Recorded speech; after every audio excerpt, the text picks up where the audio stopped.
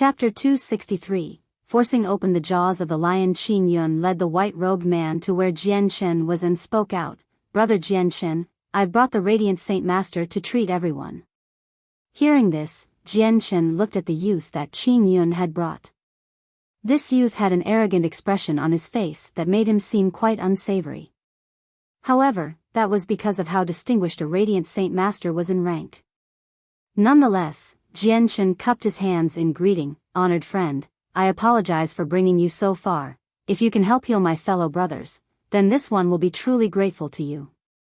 The Radiant Saint Master looked at Jian Chen from the side with a look of disdain. Since he was a Radiant Saint Master and a decent one at that, he couldn't help but look down on such a lowly mercenary. Even more so, this mercenary was even younger than he was. Only a mercenary of the Earth Saint Master level would have been enough for him to have some sort of respect. "Humph, don't speak such nonsense. I am not your friend. Hurry up and lead the way so we can take care of the people. I don't wish to stay around here any longer than I need to be and waste my time." The Radiant Saint Master snorted with an arrogant tone. Jian Chen and Qin Yun both narrowed their eyes at this type of speech. Although a Radiant Saint Master was a high-ranking status, this youth was truly too arrogant. However, for the sake of their brothers, neither Jian Chen nor Qin Yun bothered to say anything. Instead, they brought the Radiant Saint Master over to where the injured men were. The injured members of the Flame Mercenaries and the two Tianhua sect members were all laid out together in a single room. Jian Chen first brought the Radiant Saint Master to the bed where Qing Mu was resting on. On his paling face, both of his eyes were closed shut. He wore only undergarments to protect the most important places while the rest of his body was enwrapped with bloody bandages. Seeing the wretched state Qing Mu was in, the Radiant Saint Master's eyebrows knit together before inspecting his wounds even further. "His wounds are quite serious, thus the price will be even more costly. I hope you prepare yourself mentally. I don't want to find out later that you cannot afford it." Jian Chen's eyes flashed coldly at these words. Whoever heard these words would have been put in a bad mood. Even Qin Yun's eyes narrowed as he looked at the Radiant Saint Master unfavorably. Bang! Suddenly, a muffled bang could be heard as the dark-skinned man behind the Radiant Saint Master stepped toward him and stared at Jian Chen and Qin Yun. "Honored Radiant Saint Master Aziz is one of our most exemplary members of the Radiant Saint Master Union. If you do not wish to be an enemy of our union, then restrain yourselves, otherwise, I will not be polite and later report this to the union." Both Jian Chen and Qin Yun looked subdued for a moment. The Radiant Saint Master Union was an especially unique organization that was like how the Mercenary Union worked. They had no allegiances or restriction to any nation. The Radiant Saint Master Union was where all of the Radiant Saint Masters on the continent gathered, and it gave them a place to shelter. There were plenty of strong martial artists that even the 7 great empires weren't willing to provoke. No matter who the person was that provoked a member of the Radiant Saint Master Union, they did not live long after that. When it came to this union, even Jian Chen and Qin Yun were afraid of the consequences. Unlike the Jessen Kingdom or the Tianhua sect, the union encompassed the entire continent. If you incurred the hatred of a single Radiant Saint Master, then it didn't matter if you ran to the end of the world itself, you would be hunted and killed. At the very least, from the beginning of their union, there has not been a single person that has lived after offending the Radiant Saint Master Union. Go ahead and heal them. The cost for healing them will of course be given. Jian Chen spoke. Hearing this, the Radiant Saint Master sneered coldly as he looked at the two slyly. "His wounds are quite serious, so to heal them, I will need 1 or 2 days. This will be quite taxing on my spirit, so the cost of healing will be quite high in return." His eyes bore a hole into Jian Chen for a moment. "I will require 50 purple coins." "What, 50 purple coins?" Jian Chen's eyes widened as he cried out in shock. This was no longer a matter of expensive or not expensive anymore. This healer was trying to cheat him. 50 purple coins, good heavens, that is a villainous deal.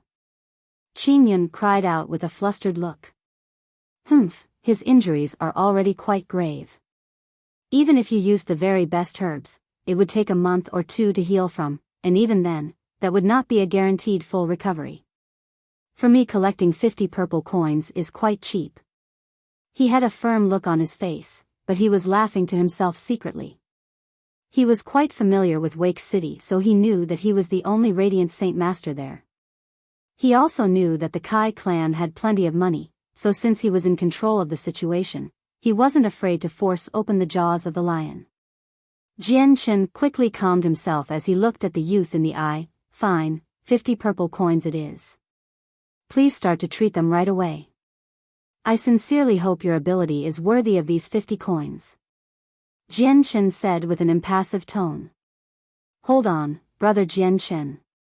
This is too costly of a price. Although they are indeed heavily injured, the most an injury like this would cost is 5 purple coins. Even a third-class Radiant Saint Master would be able to heal them. Qing Yun spoke to Jian Chen from the side. This was a price that he was not quite willing to stomach. Jian Chen waved his hand away. This is no matter, it is just money. As long as brother Qing Mu and the rest heal, then what other purpose does money have? Letting out a sigh of relief, Qing Yun did say any more. The Radiant Saint Master smiled as he extended his hand toward Jian Chen. Hand over the money first then. With a small snort, Jian Chen immediately grabbed a handful of purple coins. There are a total of 9 injured men. Here are 450 purple coins, do your best to heal them.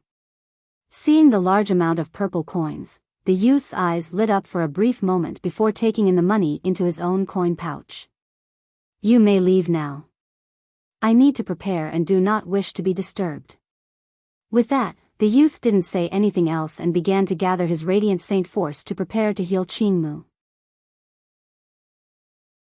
Chapter 264, Gathering of the Mercenaries. After 7 days had passed, the Radiant Saint Master had finally healed all 7 of the Great Saint Masters and the 2 men from the Tianhua sect. In those 7 days, Jian Chen and Qing Yun would talk every so often or go about their ways with closed-room cultivation. The Azure and Violet Sword spirits had helped him during the 7 days and allowed his cultivation speed to be a dozen times faster than usual, bringing his speed past the middle Great Saint Master realm.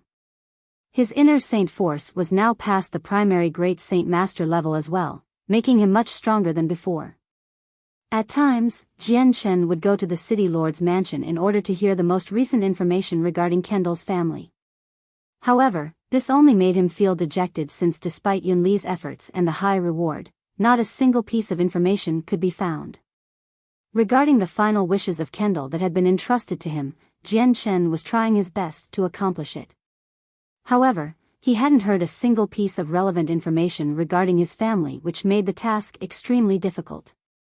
For now, all Jian Chen could do was worry helplessly without any way of doing anything but to slowly wait.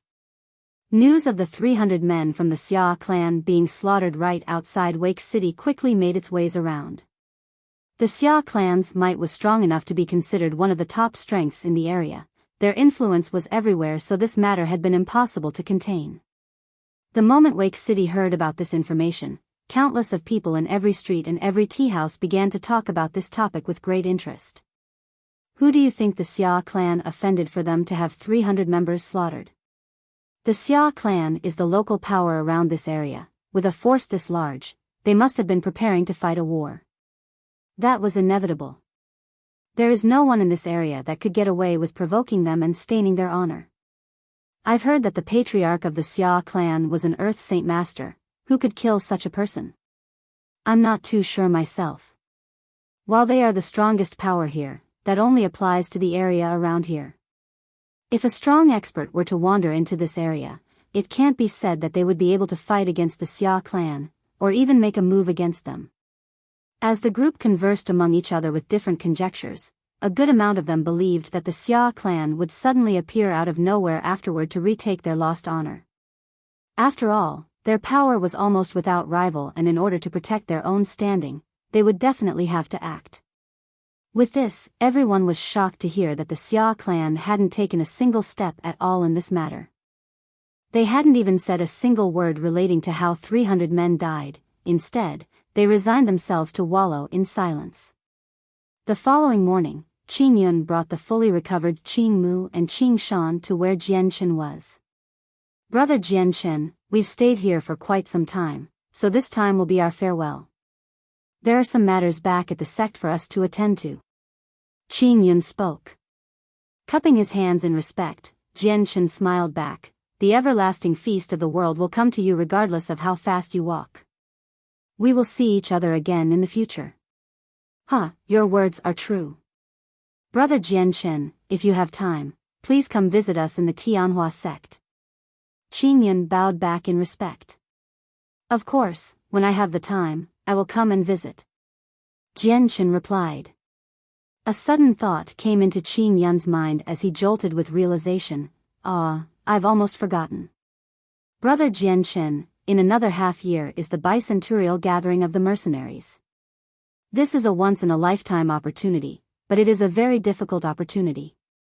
Even if you want to participate but you miss the next one, then you will never be able to participate in the one after that. Gathering of the mercenaries. Jianshan let out a surprised look on his face. Brother Qin Yun, what exactly is this gathering of the mercenaries? Could you please explain it to me? Hearing this, Qin Yun, a surprised expression covered his face. He didn't think that Jianshan would have never heard about the gathering of the mercenaries before, but he laughed and replied, so it seems Brother Jianshan hasn't heard about this event. Never mind, then let me explain it to you in detail. With this, he took a deep breath before explaining. The gathering of the mercenaries is an event where every single prominent mercenary group in the continent gathers to participate in. This event will be conducted in the general headquarters of the Mercenary Union, Mercenary City. Although the name says Gathering of the Mercenaries, in truth, this is a competition between mercenaries for dominance. This competition only takes place every 50 years, furthermore, the participants must be under the age of 50. So that's why if one's birth is untimely, then they will be unable to participate. Therefore, whether or not a person can participate within this bicentennial event also relies on luck. Each and every time the gathering of the mercenaries is held, it is always lively. Practically every single gifted mercenary on the continent gathers to vie for one of the top 100 ranks. After that, they will be awarded with a big monetary reward and honor. If one makes it within the top 10, then the reward will be even more rich. It's even said that for those who make it within the top 10, they will be able to come and go as they please into the arsenal of Mercenary City and select a heaven-tier cultivation method. If one makes it within the top 3, then not only will they be able to select a heaven-tier cultivation method, but they will also be able to take a heaven-tier battle skill. The moment he spoke the words, heaven-tier, cultivation method, and a battle skill, Qin Yun's eyes burned with a fiery passion. This was something he clearly desired. No matter if it was a heaven-tier cultivation method or battle skill, the entire Tianyuan continent would ravage itself for a chance to be able to lay claim to either of the two. After third place, the rewards will grow to be better and better. I've heard that the first place champion can not only choose any battle skill and cultivation method from the arsenal, but they will be allowed to cultivate within the holy grounds of Mercenary City for half a year. With this, Qin Yun took a long deep breath before continuing. The holy grounds of Mercenary City is the place every expert longs to go. Although I personally don't know how good the benefits are, but the holy grounds are something even heaven saint masters yearn to go to. Legends have it that even many saint rulers stay around there as well. Qin Yun exhaled slowly as he spoke with a tremble, for even the supreme beings that are saint rulers to laze about in such an area, it can be concluded that the holy grounds within Mercenary City is a divine place to be. Hearing this, Jianshan's heart couldn't help but begin to beat with an intense ferocity. The rewards Qin Yun spoke of caused his heart to go out of control. The words heaven-tier battle skill alone were enough for his heart to tremble with desire. He did not have an overwhelming amount of desire for the holy grounds, but this battle skill could be donated to the Changyang clan. While the Changyang clan had a single heaven-tier cultivation method, they were still lacking a heaven-tier battle skill. Brother Jianshan, the gathering of the mercenaries gives a wealthy reward to the top 10. Even if the absolute experts were to join, I can bet that a good majority of them will not be able to make it that far. I can bet that if Brother Jianshan were to join, then with your strength, I believe that you will enter the top 10 for sure. Qin Yun spoke solemnly. Chapter 265, Departure. Jianshan tilted his head in deep thought. Brother Qin Yun, you say to participate in the gathering of the mercenaries, one must be under the age of 50. Then for those participating, how strong do you think they will be? Thinking about the question, Qin Yun replied, according to the past few gathering of the mercenaries, a good amount of the top 10 were all Earth Saint Masters. After all, to make a breakthrough into the Earth Saint Master realm is very difficult and perilous. To be able to reach the Earth Saint Master realm before the age of 50 is already an outstanding achievement. Then there won't be any Heaven Saint Master experts participating, correct? Jian Chen asked. With the help of the Azure and Violet Sword Spirit, Earth Saint Master experts were merely a small threat to him. In his heart, Jian Chen wasn't afraid of losing against any Earth Saint Master. The only problem to him would be a Heaven Saint Master. Of course not. Qin Yun shook his head. Heaven Saint Masters are considered experts among experts that such a level is extremely difficult to cultivate to. How would it be possible for anyone under the age of 50 to reach such a realm? A genius that could reach such a level by then would be a once-in-a-thousand-year miracle. Even more so, even if they reach such a level before they are 50 years old, it doesn't mean they are able to participate. With the gathering of the mercenaries happening in such a short amount of time, it doesn't mean they would be at that level by then. Jian Chen nodded his head in understanding. What Qin Yun said was correct. Not every single talented mercenary would be able to participate. One had to be under the age of 50 by the time the gathering of the mercenaries happened. Even if a man hit the Heaven Saint Master realm before the age of 50, it didn't mean that he would make it in time for the gathering of the mercenaries. If they were born too late, then they would miss out on their chance. Even up to now, there had never been a person who had reached the realm of the Heaven Saint Master by the age of 34. Afterward, Qin Yun had explained a few more things relating to the gathering of the mercenaries and answered some questions. Although he had only talked about the rewards of the top 10 mercenaries, Jian Chen had been instantly interested. The 3 Tianhua sect men left, leaving Jian Chen and the 7 great Saint Masters behind. He had asked the 7 about the gathering of the mercenaries, but their knowledge about it had been very limited. They had indeed been able to explain a few things, but they had no valuable information on the prizes themselves, thus they were in the same boat as Qin Yun. Captain, while the gathering of the mercenaries is indeed a bicentennial event, the chances of dying are extremely high. I've heard the rate of survival is only 10%. Charkis tried to explain.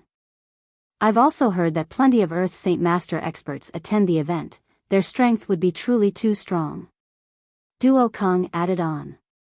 Captain, if you truly wish to enter the gathering of the mercenaries, you must think about this thoroughly. Indeed, the prizes are extremely rich, but the odds of dying are extremely high as well. Practically every single talented mercenary in the Tian Yuan continent will attend. Mercenaries born with talent or in a good clan, those who have reached the Earth Saint Master realm, those with an unordinary skill or even battle skill, their strengths will be undoubtedly strong. Mo Tian spoke out seriously. To him, the gathering of the mercenaries wasn't anything special. This was something for those a part of the mercenary world would strive for, but not him. Of course I know the competition there will be fierce. If you do know, however, where Mercenary City is, please tell me. Jian Chen answered them all calmly. After Qin Yun had informed him about the gathering of the mercenaries, Jian Chen had made up his mind. He absolutely had to go to this event. The allure of a heaven-tier battle skill was far too tempting. 3 days later, Jian Chen made his plans and left Wake City. He had given a task for the flame mercenaries to temporarily hunt and kill magical beasts for the money reward. For the sake of increasing their mercenary rank, they had to go all out. Before leaving, he left the flame mercenaries 1,000 purple coins and all the class 2 monster cores he didn't need for the flame mercenaries to be able to use for their daily life. Right now in this stage of development, a large amount of money was needed to advance. Because of the 7 great Saint Masters' leadership skills, Jian Chen had allowed them to take temporary command with a relieved heart. Jian Chen sat upon a class 2 magical beast as he continued down the path. It had already been a day and he had traveled 1,000 miles before finally coming to rest for the night at the second-class Lanfeng city. Entering the city, Jian Chen quickly found himself an inn to rest in.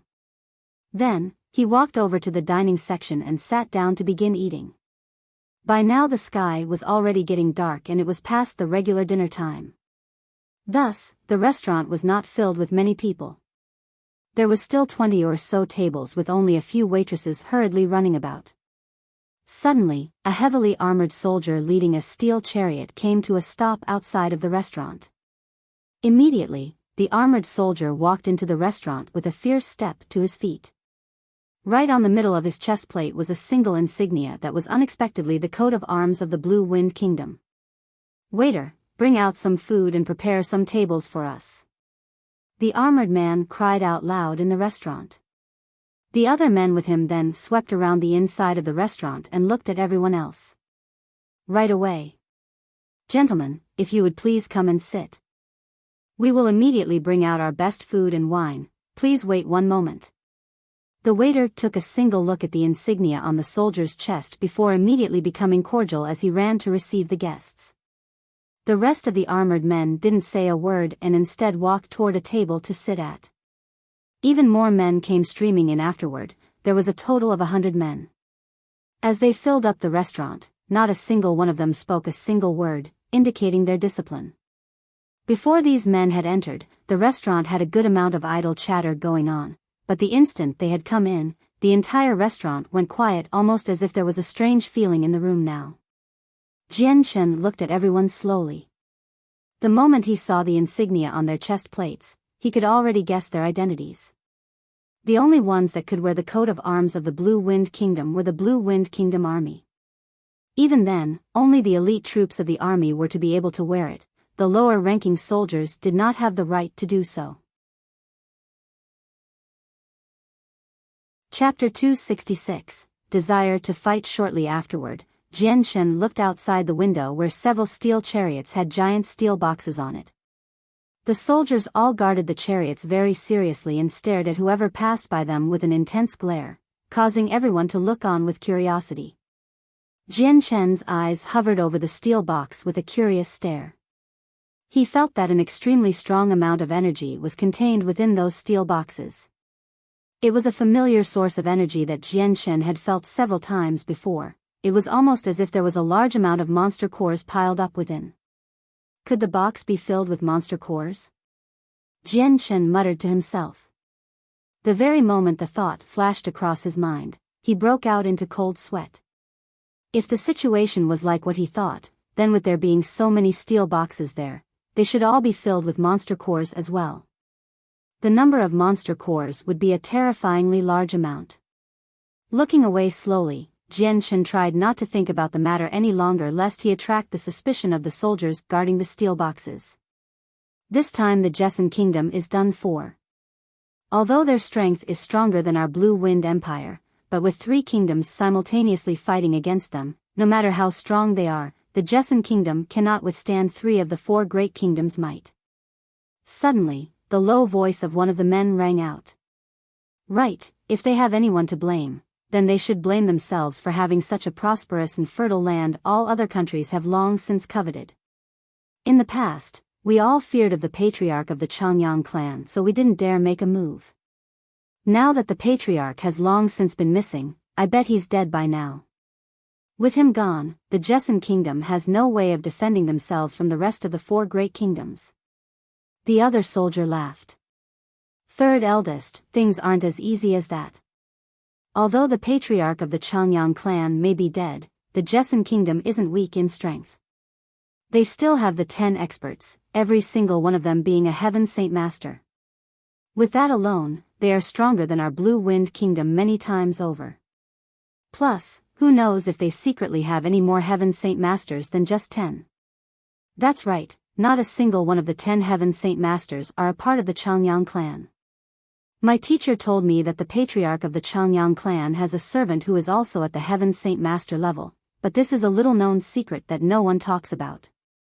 If my teacher's words are to be believed, then the Jessan Kingdom has at the very least 11 Heaven Saint Masters. That's 3 more than what our Blue Wind Kingdom has. If I were to pair the Blue Wind Kingdom up against the Jessan Kingdom, then the Blue Wind Kingdom would lose greatly. However, it's a shame for them that with the rest of the 4 great kingdoms combined, there are a total of 30 Heaven Saint Masters. I want to see how the Jesson Kingdom will face off against that. A few of the higher-ranking soldiers were talking among themselves.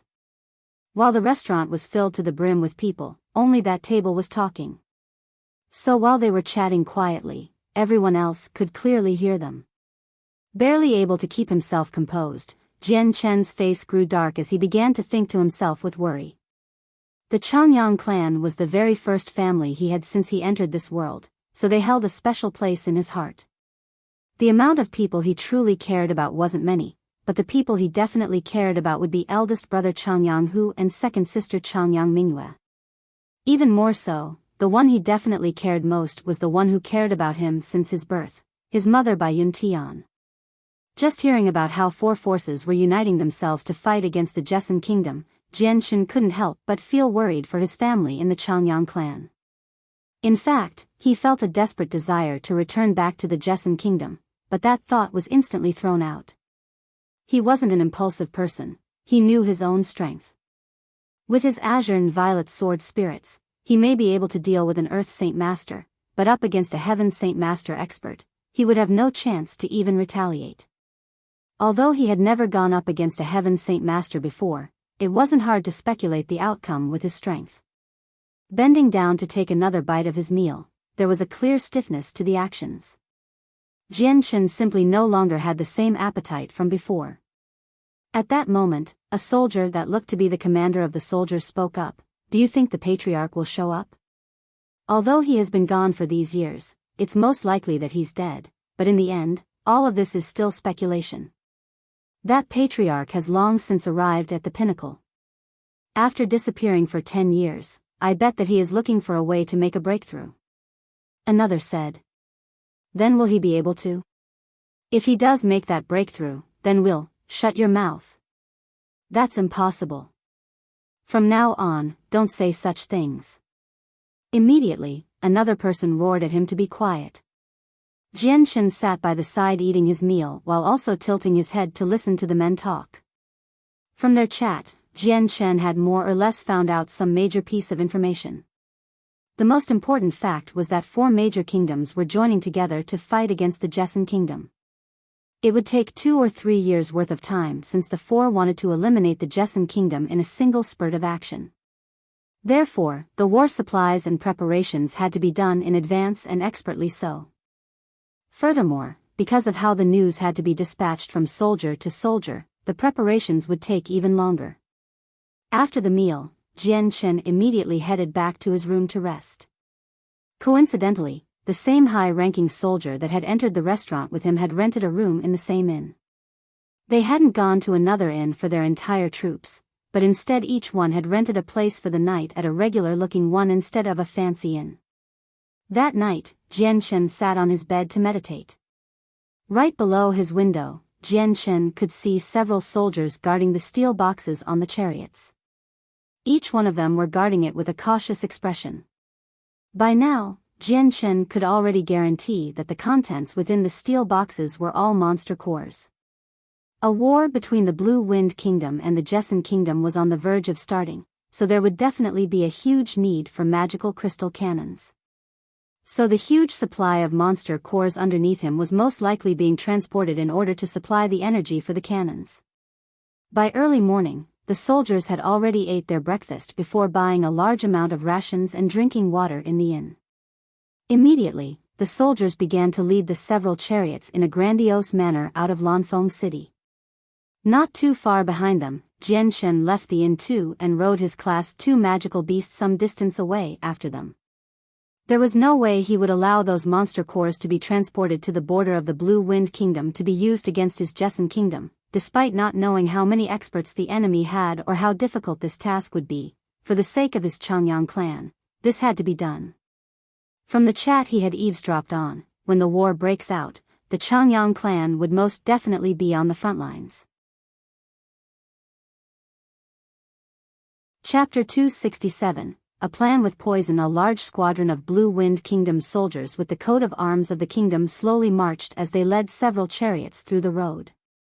Their marching pace was orderly, and even their movements were perfectly synchronized with each other. Each one of the soldiers had a small fighting spirit leaking out from them. This was the spirit that only men who have been through countless of battles and have tempered themselves from their repeated close encounters with death could have. From this, it could be seen that these soldiers were the elite soldiers of the Blue Wind Kingdom.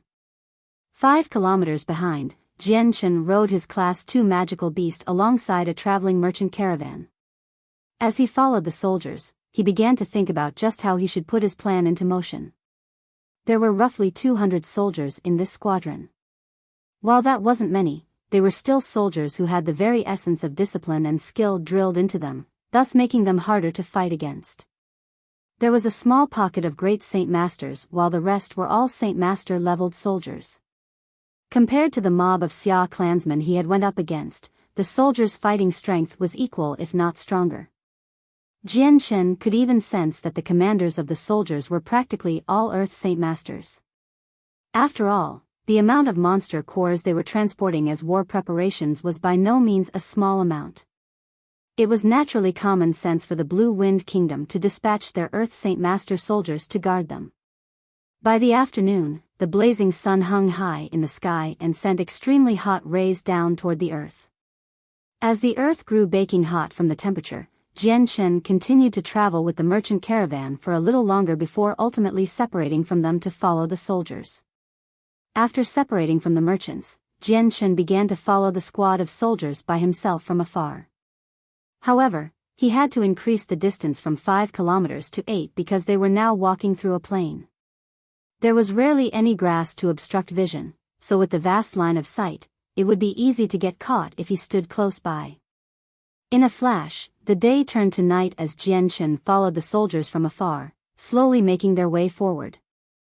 There weren't any cities close by, so the soldiers had to find an empty piece of land to rest up for the night and start a fire for a meal. During this moment of rest, their guards would be on a strict vigilance. Every so often some soldiers riding on top of a magical beast would patrol the area. This had forced Jianchen to be unable to make a move at all.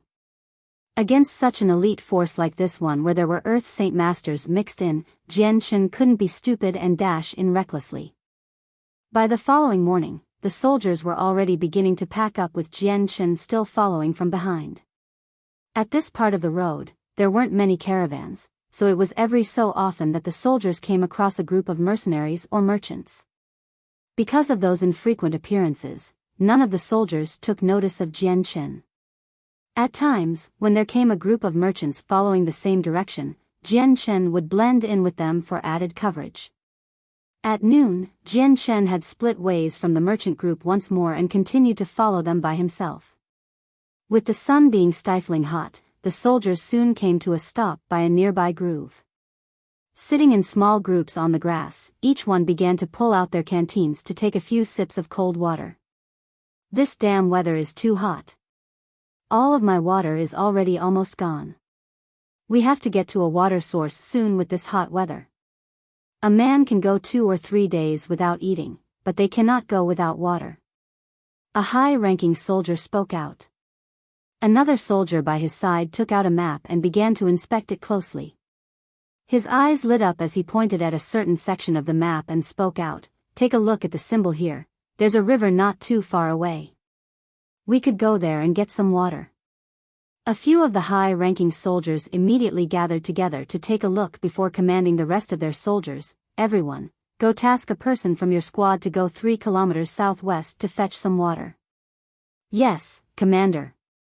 Immediately, a soldier collected everyone's canteen into his space belt and immediately set off on his Class 2 magical beast mount toward the water source. Soon enough, the soldier arrived at a small brook 2 meters wide in length. The water was so visible that the bottom of the brook could be seen. Dismounting from his mount, the soldier immediately began to take out all of the canteens from the space belt and started to scoop water into them. Suddenly at that moment, a silver ray of light flew from the tall grass at high speeds. Before the soldiers could even react, it slashed through his neck completely. The blood of the soldier splurted into the air as the head of the soldier was completely severed. His blood spilt into the river and began to dye the water with it. A white-robed youth appeared from the bushes. It was Jianchen. Walking up to where the dead soldier was, Jianchen thought for a moment before digging a hole to bury the soldier's body in.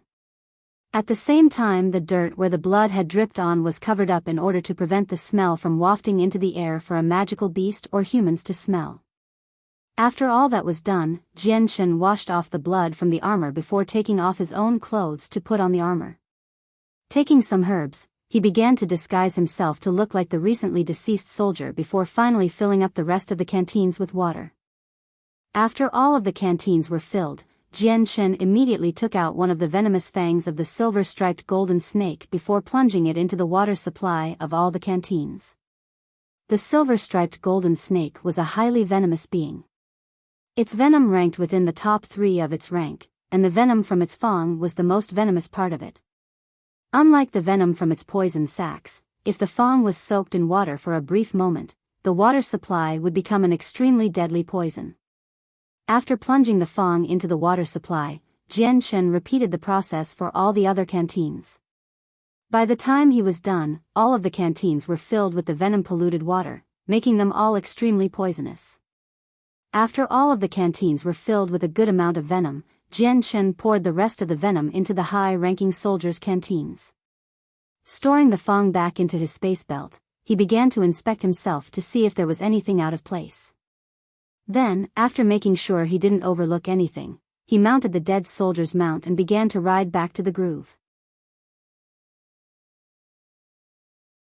Chapter 268, A High Success. Cautiously returning back to where the soldiers were resting, Jianchen began to hand back the venom-filled water canteens with great care so that he wouldn't reveal the plan he was concocting. Jianchen looked around himself silently as if observing his surroundings in the case that something went wrong, he would be able to react at a moment's notice. While the armor he wore made his appearance similar to the other soldiers, his voice was not something Jianchen could change. None of the surrounding soldiers could sense anything amiss with Jianchen. One after another, they took a water canteen and began to drink to their fill. "Si Chafu, bring us our canteens." A high-ranking soldier beckoned to Jianchen. Jianchen looked at the soldier who called out to him from the corner of his eye. He instantly knew that this name that the soldier had said belonged to the soldier that Jianchen had killed. Without hesitation, he pulled out a few elegant-looking canteens and walked toward them. His heart was prepared to make a move at any time. However, these soldiers didn't sense anything wrong with Jianchen either. Taking the canteens from Jianchen, they began to indulge themselves with the water. The venom of the silver-striped golden snake was tasteless and colorless, so there was no way for the soldiers to sense that anything was wrong. Furthermore, they wouldn't think that someone within the Blue Wind Kingdom would act against them in such a manner. Personally watching everyone take a sip from their canteens, Jianchen's eyes glistened faintly. Right now, his plan was an overall success. The only thing left to do was to see just how intense the silver-striped golden snake's poison would be. While the venom within a silver-striped golden snake's fang was the most dangerous part, the silver-striped golden snake that Jianchen had killed was still quite weak, so the venom within it was not at its most potent stage. Jianchen's heart couldn't help but worry, wondering whether or not this venom would work on Earth Saint Masters. He didn't know. "Si Chafu, why aren't you saying anything?" One of the 4 soldiers suddenly realized something was unusual with Si Chafu. That was because on an everyday basis, the soldiers would always call out to greet them respectfully. Since Jianchen hadn't said a single word since his water run, these high-ranking soldiers felt that something was off. Jianchen's heart thumped as he instantly brought the light wind sword to his hand and stabbed toward the soldier. Jianchen's execution was firm and did not waver from its path. He knew that faking anymore was useless since he couldn't say a word. The moment he said something, then all would be revealed. Thus, it would be best to take the initiative instead of being caught unprepared. PCH. The light wind sword pierced deeply into the soldier's throat as the tip of the blade went through the back of his neck with blood dripping from the sword. Despite the soldier being very strong, he had not been prepared for Jianchen's attack. Combined with the extremely fast sword strike, it had all happened in an instant. In fact, it had happened so fast that it was beyond anyone's reaction at that moment. So this surprise attack had been pulled off almost effortlessly to kill an Earth Saint Master. This sudden development caused the other commanders to be stunned. After experiencing hundreds of battles and coming across many things, they were able to quickly react and flew at Jianchen furiously. Immediately leaping backward, Jianchen made use of his momentum to run further away. With the blistering heat, every single soldier had drank the venom-filled water. It was only a matter of time before it took effect, so he would just have to wait. Si Qiafu, you traitor! You dare to revolt? Si Qiafu, even after our kindness, you killed our commander Tianlin? I definitely won't forgive you. I didn't think that you would spy within our storm troops. How blind I am for not noticing. The commanders all cried out in fury as their faces grew unsightly from the rage. Both of their eyes grew red with anger as the previously resting soldiers stayed true to their title as elite soldiers and flew up without an order to immediately block Jianchen's path. Jianchen's eyes flashed dangerously as his middle great Saint Master strength was suddenly revealed.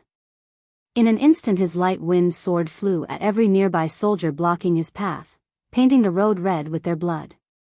This group of elite soldiers were completely unable to block his path. Jianchen quickly escaped from the confinement ring the soldiers had locked him in. Immediately flying a few steps backward, the remaining 4 commanders and the group of soldiers ran to chase him. Some had already mounted their magical beasts to give chase. Not even a few steps after beginning to chase Jianchen, a good amount of the soldiers suddenly bent over with a painful grimace. Blood streamed down from their lips as their faces began to grow even more pale. Straight away, even more soldiers began to halt their footsteps as they fell to the ground in pain.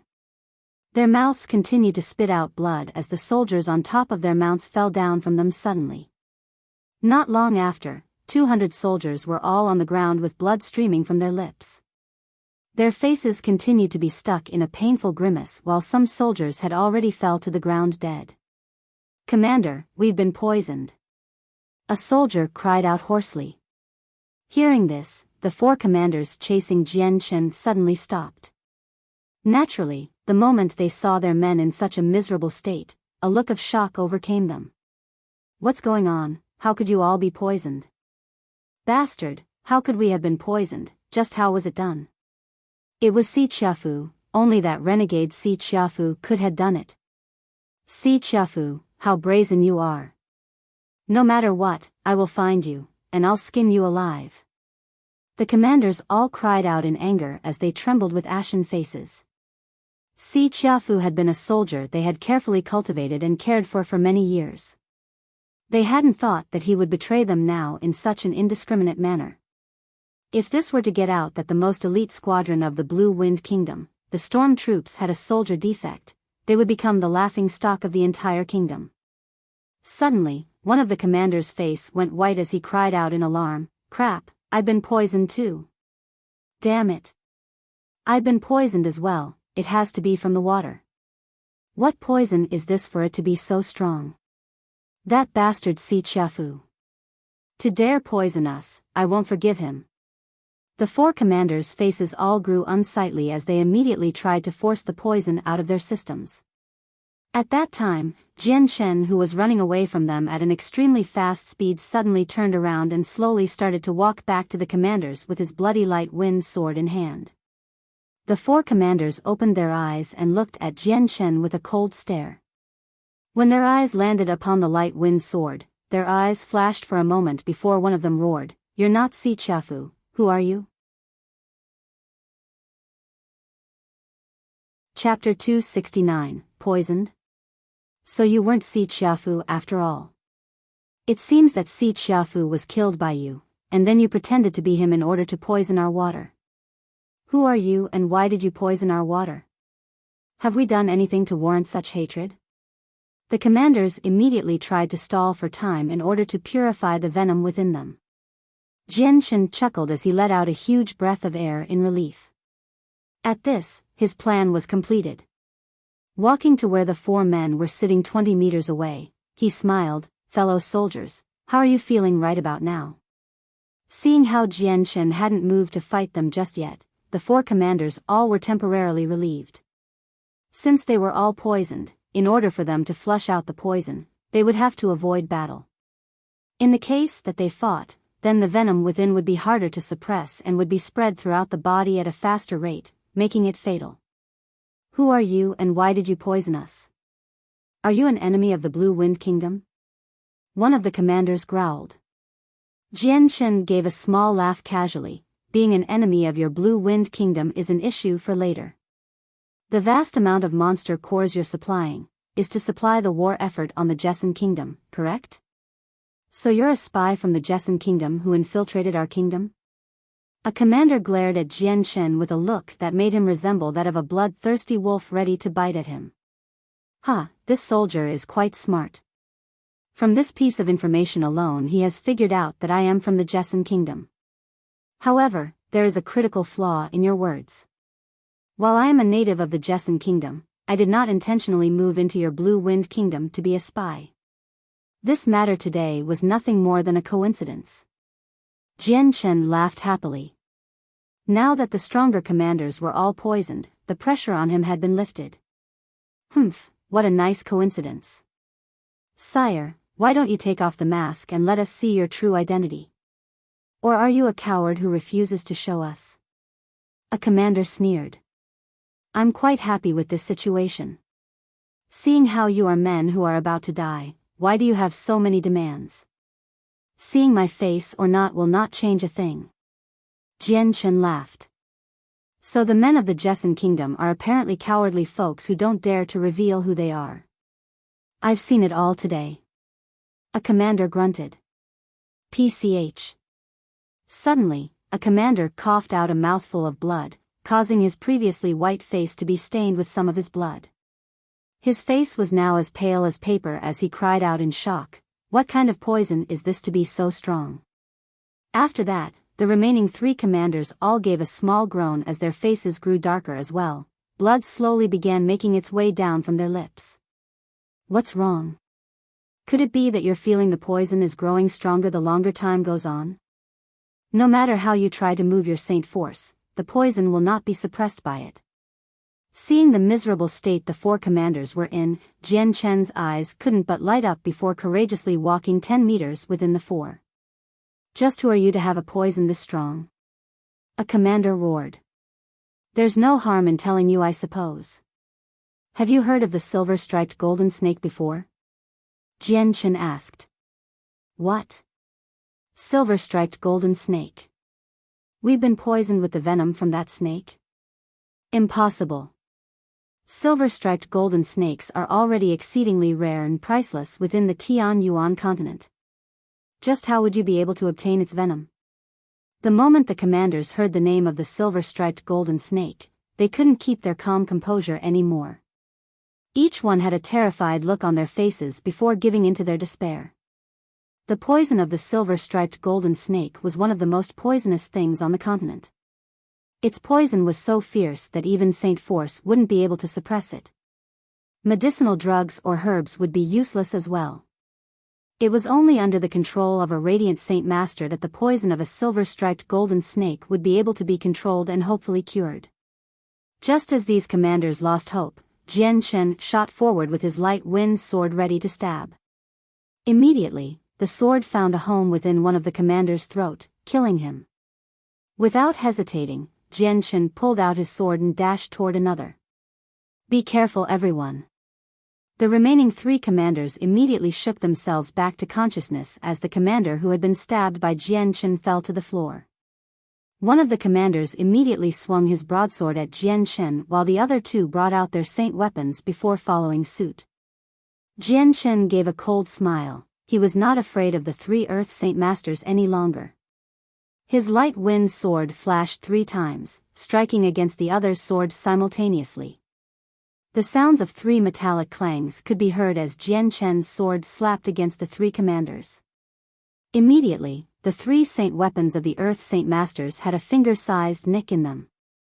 The 3 Earth Saint Masters all spat out blood as their faces scrunched up in pain. With their saint weapons damaged, they too felt the damage. How is this possible? We can sense that your strength isn't that of an Earth Saint Master, so how can you even damage our saint weapons? A commander cried out in terror. The other two commanders by his side all looked thunderstruck at this situation. How strange, be careful of his saint weapon, it somehow has some sort of different power within it. One of the commanders could detect the faint glow of the azure and violet light within the sword. Careful now, don't let his saint weapon hit yours or you will be forced into a terrible state. The commanders were stronger than the patriarch of the Xia clan. Quickly, they could deduce what had just happened and quickly flew at Jian Chen once more. Jian Chen's attacks covered a larger area than before. Each strike was either aimed at the saint weapons in the three commanders' hands or at their throats. Without a doubt, the three commanders were afraid of the azure and violet sword chi, so they were quite restricted in their movements, which limited their full potential. The two sides continued to fight each other at lightning-quick speeds for a moment when a large splurt of blood abruptly flowed out from the neck of one of the commanders. Jian Chen's sword had cut into the neck of one of the commanders and severed his head, causing everyone to be absolutely horrified.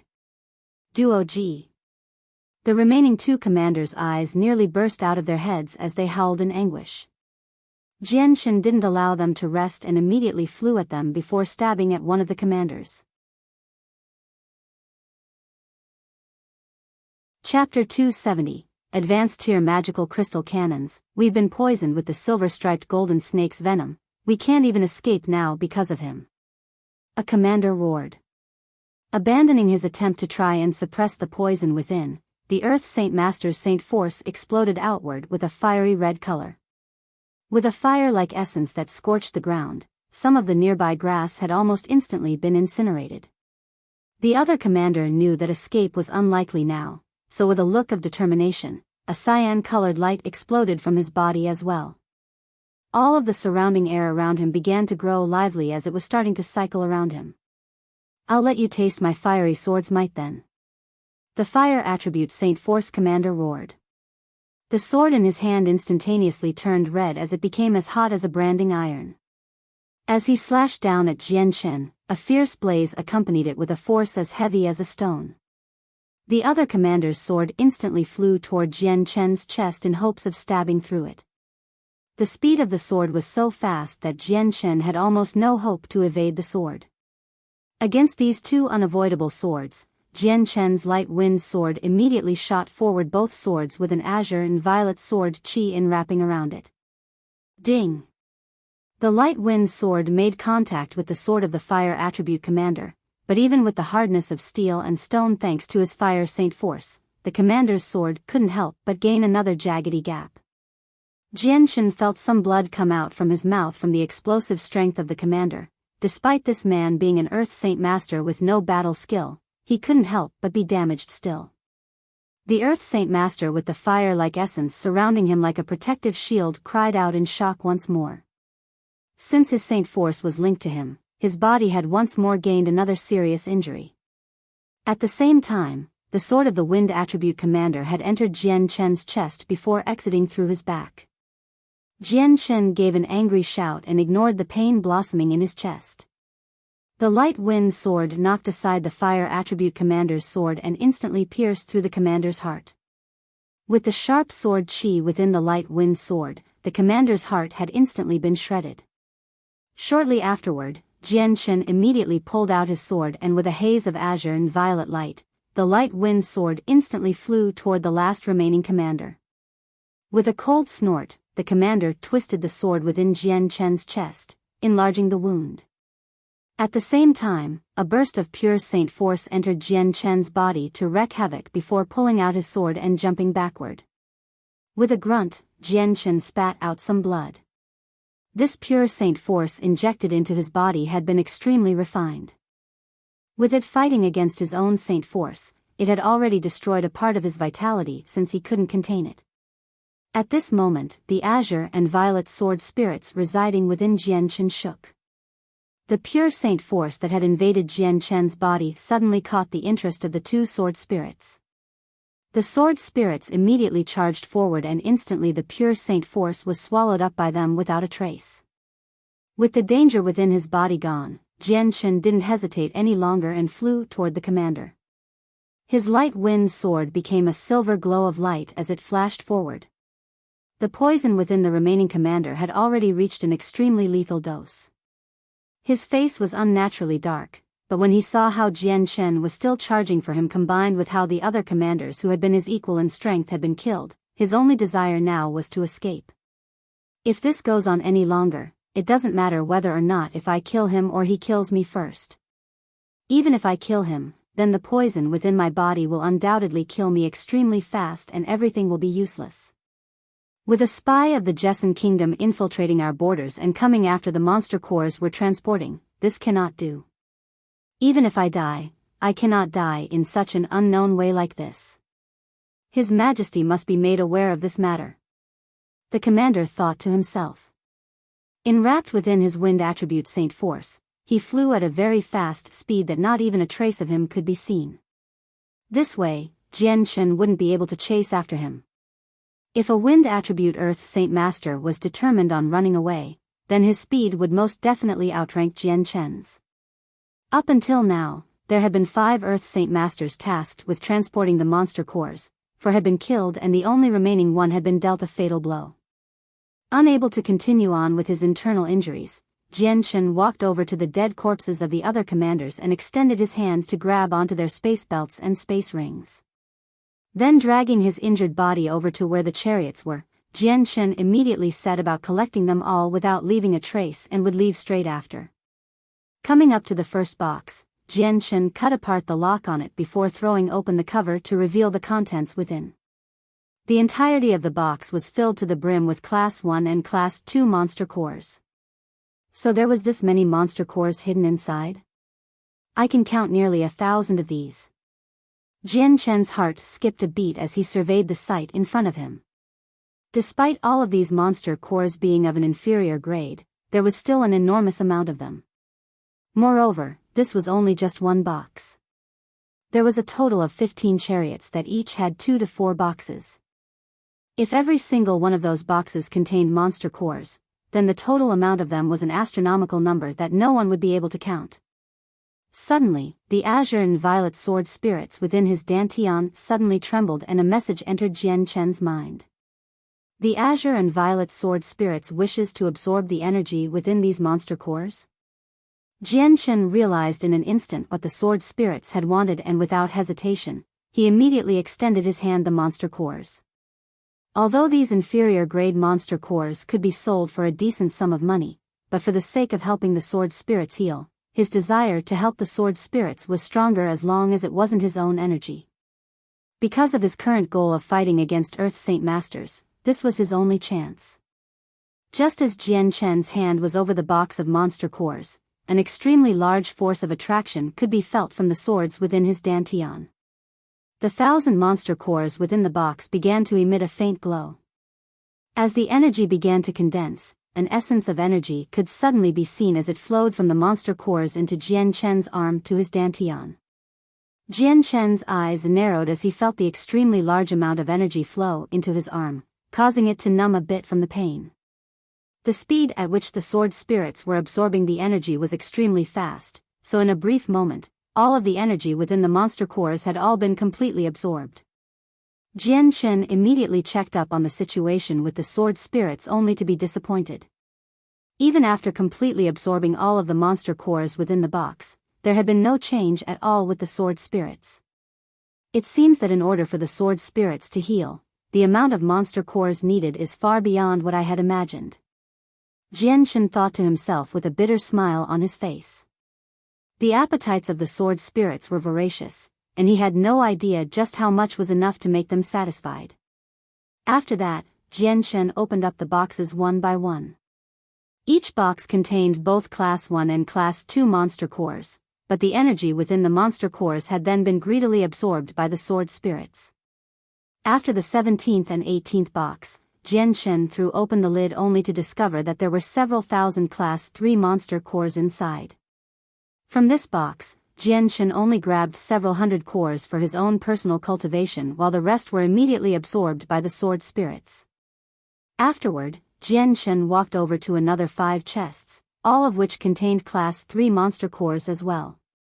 This made Jian Chen extremely happy, but instead of taking it for himself, he had the sword spirits absorb all of them for the sake of the sword spirits hopefully growing stronger. After absorbing all of the monster cores, the sword spirits within Jian Chen's dantian finally began to undergo a change. The previously weak glows of light suddenly grew brighter at the intensity of a single lantern that flickered on and off. At this change, Jian Chen was overjoyed. Immediately using the azure and violet sword Qi, Jian Chen could tell that the quality of it had gotten richer. Jian Chen walked over to an even larger steel box that was around 4 meters long. Opening it up, Jian Chen could see a jet-black iron rod half a meter wide. Around the iron rod was cotton to soften the insides and the outside. Seeing such a familiar piece of iron rod, Jian Chen's heart skipped a beat. Immediately opening up the nearby steel boxes, he discovered that they had also contained various mysteriously shaped objects with cotton packaging. Seeing these objects, a scene flashed within Jian Chen's mind that caused Jian Chen to instantly be shocked. This is a magical crystal cannon. Jian Chen had seen what a magical crystal cannon looked like from his time in Wake City, so he was not unfamiliar with their looks. Thus when he saw the components wrapped up in these boxes, Jian Chen knew that they were for the construction of a magical crystal cannon. The primary tier magical crystal cannons back in Wake City were only 2 meters long, and the middle tier magical crystal cannons were 3 meters long. These ones are 4 meters long. This must be an advanced tier magical crystal cannon. Looking at the cannons, Jian Chen quickly guessed that these were much stronger than the ones from before with a look of joy. Advanced tier magical crystal cannons were something Jian Chen had never seen before. But from what he had heard, advanced tier magical crystal cannons required class 5 monster cores and could shoot up to 20 kilometers away. These could kill an Earth Saint Master if hit and were weapons of mass destruction. As long as one had an advanced tier magical crystal cannon, a primary saint would be able to kill an Earth Saint Master. If there were a multitude of those cannons, then even killing a group of Earth Saint Masters would be possible. Jian Chen's eyes grew fiery as he looked at the items in front of them. With this, it could be said that he was in possession of weapons with an incomparably strong might. If any strong faction were to offend him, then he would be able to employ these cannons from up to 20 kilometers away to destroy their headquarters. Chapter 271. Returning to Huang Village, Jian Chen continued to open up the remaining boxes only to never see another monster core. That was because within every single box after that, only the components of the cannons could be found in every shape and size. However, only 2 of the 4-meter-long barrels could be found. From this, Jian Chen could deduce that only 2 cannons could be assembled from this. However, the discovery of these 2 advanced tier cannons had made Jian Chen extremely happy. The one worrying thing was that he had no idea how to assemble the magical crystal cannons, or what part did what. To him, all these parts may as well have been scrap iron. Forget it, it's best not to worry about this for now. I'll wait for a time when I can learn how to assemble the cannons. Jian Chen muttered to himself. After that, he collected all of the pieces within the boxes and stored them within his space ring. Then, he mounted his Class 2 magical beast and rode away from this place, leaving behind the soldiers who had died to the poison of the silver-striped golden snake. Despite the venom of the Fang not yet being at its most potent state, it was still a poison that was highly fatal and thus was extremely dangerous. In such a short amount of time, these soldiers had all been killed without a single survivor besides the commander who had run away. Jian Chen rode the magical beast at a rapid pace for half a day before a small forest could be seen 500 kilometers away from where he had killed the soldiers. Finally stopping at the forest, Jian Chen began to control the Radiant Saint Force to heal himself. Jian Chen's innate spirit was quite formidable. His mastery of the Radiant Saint Force was at least 2 ranks higher than the previous Radiant Saint Master in Wake City. In just a mere 2 hours, he was back to full health. Afterward, Jian Chen found a stream and leaped into it to wash himself. I didn't think that one of them would manage to escape. Since he was a wind attribute Earth Saint Master, there's nothing I could do if he wanted to escape since my speed is much slower than his. Jian Chen muttered to himself in the river water. It's a good thing I didn't reveal my identity. In the case that the commander spreads the news, then my identity in Wake City would immediately be found out. In that case, the flame mercenaries would be completely exterminated. At that thought, there was a small sense of fear, but his identity had been kept a secret, so he could rejoice to himself. After changing his clothes for a clean pair, Jian Chen took the 5 space rings from under the tree nearby and began to inspect the items within. One of the 5 space rings was from the patriarch of the Xia clan, while the other 4 were from the recently deceased commanders. The patriarch of the Xia clan had a pile of purple coins that numbered over 1,000. There were several other piles of assortments of varying value hidden within. Furthermore, there were 100 Class 4 monster cores, several hundred Class 3 monster cores, and an incomparably large amount of Class 2 monster cores. All of a sudden, when Jian Chen saw one of the contents within the space ring, his heart skipped a beat. Taking out the item from the space ring, Jian Chen looked at the simple-looking book right in front of him. The pages of the book were quite thick and were even starting to yellow. Some tears and rips from the passage of time could be seen on them. Water manipulation. The 2 words were written on the cover of the simple-looking back. As Jian Chen slowly flipped through the pages of the book, an excited look grew on his face. Unfortunately, the battle skill recorded within this manual was only that of a human tier battle skill. Furthermore, this was something that only water-attributed Saint Force cultivators could use. Forget it, this isn't all that strong. In the case that the flame mercenaries grow stronger, then this battle skill can be a reward of some sort. Jian Chen sighed. Looking into the next space ring, a large pile of bright monster cores greeted his eyes. Jian Chen had a great big smile on his face as he realized that there were over 1,000 Class 4 monster cores in this space ring. With so many Class 4 monster cores, this must be another energy supply for the magical crystal cannons. Jian Chen muttered with his heart pounding. The profit he had earned today was extremely large. Opening up the 3rd space ring, Jian Chen discovered that it was filled with Class 4 monster cores. Aside from that, both of the space rings had a purple card along with some other daily life items. When Jian Chen opened up the last space ring, he saw a small fist-sized monster core laying in the space within.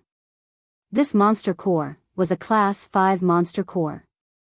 Jian Chen's body went rigid as he looked at this monster core with joy. He understood that a Class 5 monster core was a precious treasure that the patriarch of the Xia clan and the Tianhua sect wouldn't hesitate to travel thousands of miles to purchase. With there being around 100 Class 5 monster cores, Jian Chen couldn't believe his eyes almost. The profit he had gained today was truly massive. Jian Chen immediately began to count the amount of Class 5 monster cores. By the time he had finished counting them all, his heart had nearly leaped out of his throat. In total, there were around 232 Class 5 monster cores. Jian Chen tried to quell his trembling body. If one had all these Class 5 monster cores, then they would be able to power up the advanced tier cannons and shoot them. With this amount of Class 5 monster cores, it was even possible to shoot 200 times and completely level a first-class city. After half a day, Jian Chen had finally began to calm down as he collected the rest of the spoils before continuing on the road on his mount. A day later, Jian Chen had stopped right in front of the entrance to the mountains. Abandoning his mount, Jian Chen proceeded into the mountains on foot. This mountain range was rather ordinary looking, but the world essence was withering slightly, causing only wild beasts to be born. Occasionally, there would be a Class 1 or Class 2 magical beast, but nothing higher. The dense foliage covered the surrounding area along with the treetops whose branches and leaves obscured the sky above so that even the mountains themselves were hidden. This mountain range didn't have the malicious atmosphere like the magical beast mountain range. With Jian Chen's memory of the area, he quickly made his way back to Huang Village where he had left roughly a month ago. Jian Chen swept across the site of Huang Village with excitement.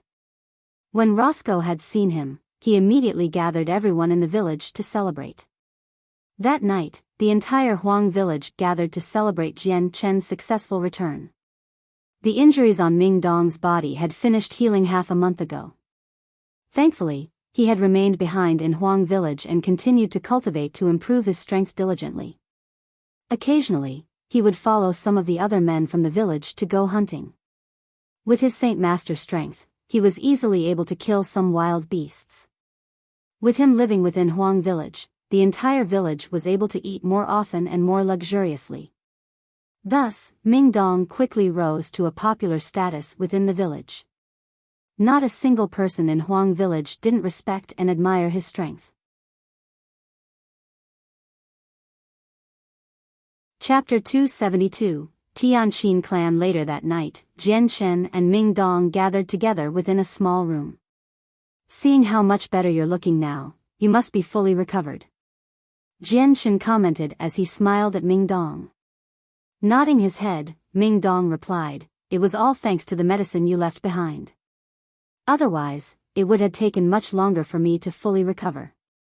Thanks to that, I was able to cultivate by myself peacefully and increase my strength by a large amount." Jian Shen nodded with praise. "Not bad, you're a peak Saint Master now. With your cultivation talent, I suspect that within a month, you'll make the breakthrough to become a great Saint Master. As long as there is enough monster cores, then I'll definitely be able to reach the great Saint Master realm by 3 months at most." Ming Dong's face was filled with determination. He couldn't help but feel proud of his training talent. Whenever he thought of Jian Shen, the prideful look on his face was instantly wiped away. Although his own talent at cultivation was beyond most people, Ming Dong knew that there was an extremely large difference in talent between him and Jian Shen. Jian Shen didn't look a day older than 20, but he had already reached the realm of the great Saint Masters. He himself was already 27 years old, several years older than Jian Shen, yet his strength was only at the peak Saint Master level. With this, it would be more accurate to measure between the heavens and the earth. Jian Shen held out a dozen class for monster cores to Ming Dong. "Continue to increase your strength then. You need not to worry about obtaining any monster cores, just leave all of that to me, but what you need to bear in mind is that cultivation to increase your strength is a step-by-step process. If you try to rush ahead recklessly, then who knows what hidden dangers in the future will affect your progress." Knowing how generous Jian Shen was, Ming Dong didn't dare to argue. Accepting the monster cores handed to him, he said, "Don't worry, I am well aware of this." "Good. Ah. Are you aware of the gathering of the mercenaries that happens twice every 100 years? Jian Shen suddenly asked. Ming Dong nodded his head. "I've wandered around for countless of months, so the gathering of the mercenaries is something I've heard mentioned before. They mention it as a relatively fierce competition, and those with a low level of strength would do best to not participate.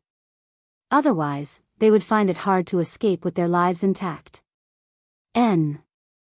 Jian Shen nodded in approval. "I've heard that the chances of dying are quite high, but the rewards offered are also endlessly rich, causing all mercenaries to be driven mad by them." Hearing this, Ming Dong's heart skipped a beat for a moment as he stared with concentration at Jian Shen. "Don't tell me that you wish to participate in the gathering of the mercenaries." Jian Shen didn't bother to deny it. "Correct, that is my plan." "It's best not to go," Ming Dong exclaimed. "Although I don't know much about the gathering of the mercenaries, I've heard that it is filled with danger. If one isn't at the Earth Saint Master realm, then they shouldn't participate or risk dying." Jian Shen chuckled without a care in the world. "Don't worry. Although I am not an Earth Saint Master, I can still protect my own life. A heaven-tier battle skill is far too tempting to let me pass up on it." Ming Dong's face grew incomparably serious as he stared at Jian Shen for a while. Finally, after confirming that Jian Shen wasn't joking, he let out a single breath of air. "It seems that you are resolute on participating in the gathering of the mercenaries." "Correct, I am determined to go. Tomorrow I will depart from the village, you should go with me. Huang village is far too peaceful and that may become ingrained in you if you stay here long enough." "Fine then. I was beginning to get restless the past few days. If it weren't for me waiting for you to come back, I would have left this place long ago." By the second morning, Jian Shen and Ming Dong both notified the village of their departure. Leaving behind a large amount of food, they left the village. In regards to Ming Dong leaving, the entire Huang village was quite reluctant to see him leave, but they all knew that Ming Dong wouldn't be content to continue living in the village. He would leave the village sooner or later, as long as he treated the world as a place to travel and explore. He would not want to stay where he was now. The village could only hope that both Jianchen and Ming Dong would come and visit whenever they had time in the future. After all, Huang village was deep within the mountain range that was isolated from the rest of the continent.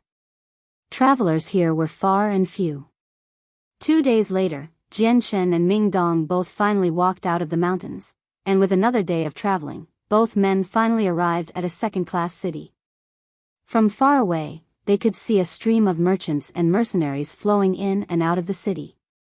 The amount of soldiers at the city gates numbered around 300, with each one of them inspecting both merchants and mercenaries alike. Obstructing their paths, they would talk for a moment before letting them pass. Even the walls were filled with troops of elite soldiers from the city who looked down on everyone with intense glares. What's going on? Just why are there so many soldiers? I don't recall it being like this before. I can only assume that something major has happened.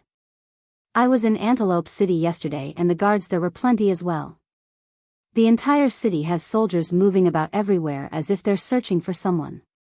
What an uproar, don't you all know? My cousin in a nearby city is the captain of the soldiers, but I heard that a spy from the Jessen Kingdom has infiltrated our Blue Wind Kingdom. Even the 300 soldiers of the elite storm troop were killed. The spy took all of the monster cores and ran, making even His Majesty furious. Right now, every single person in the kingdom is looking for the spy. Many people were talking among each other by the gates with great pleasure. Though, as Jianchen heard this topic, he couldn't help but smile coldly. It was almost definite that the loss of all those monster cores was an unbearable loss for the kingdom. After waiting for half the day, everyone in front of them had entered the city, making it Ming Dong and Jianchen's turn to be inspected. Halt, what is your purpose here? Immediately, a few soldiers stopped the two and asked them a question. Jianchen gave a faint smile. Fellow brothers, we are 2 mercenaries that wish to stay here for a while and replenish our essentials. Jianchen held his mercenary emblem for the soldiers to see. The soldiers inspected the emblem given to them for a small moment before looking over at the 2 mercenaries. You two don't look like spies, you may enter. Jianchen and Ming Dong both walked into the city unobstructed. Afterward, Jianchen walked down the streets only to realize that portraits had been plastered everywhere throughout the alleys.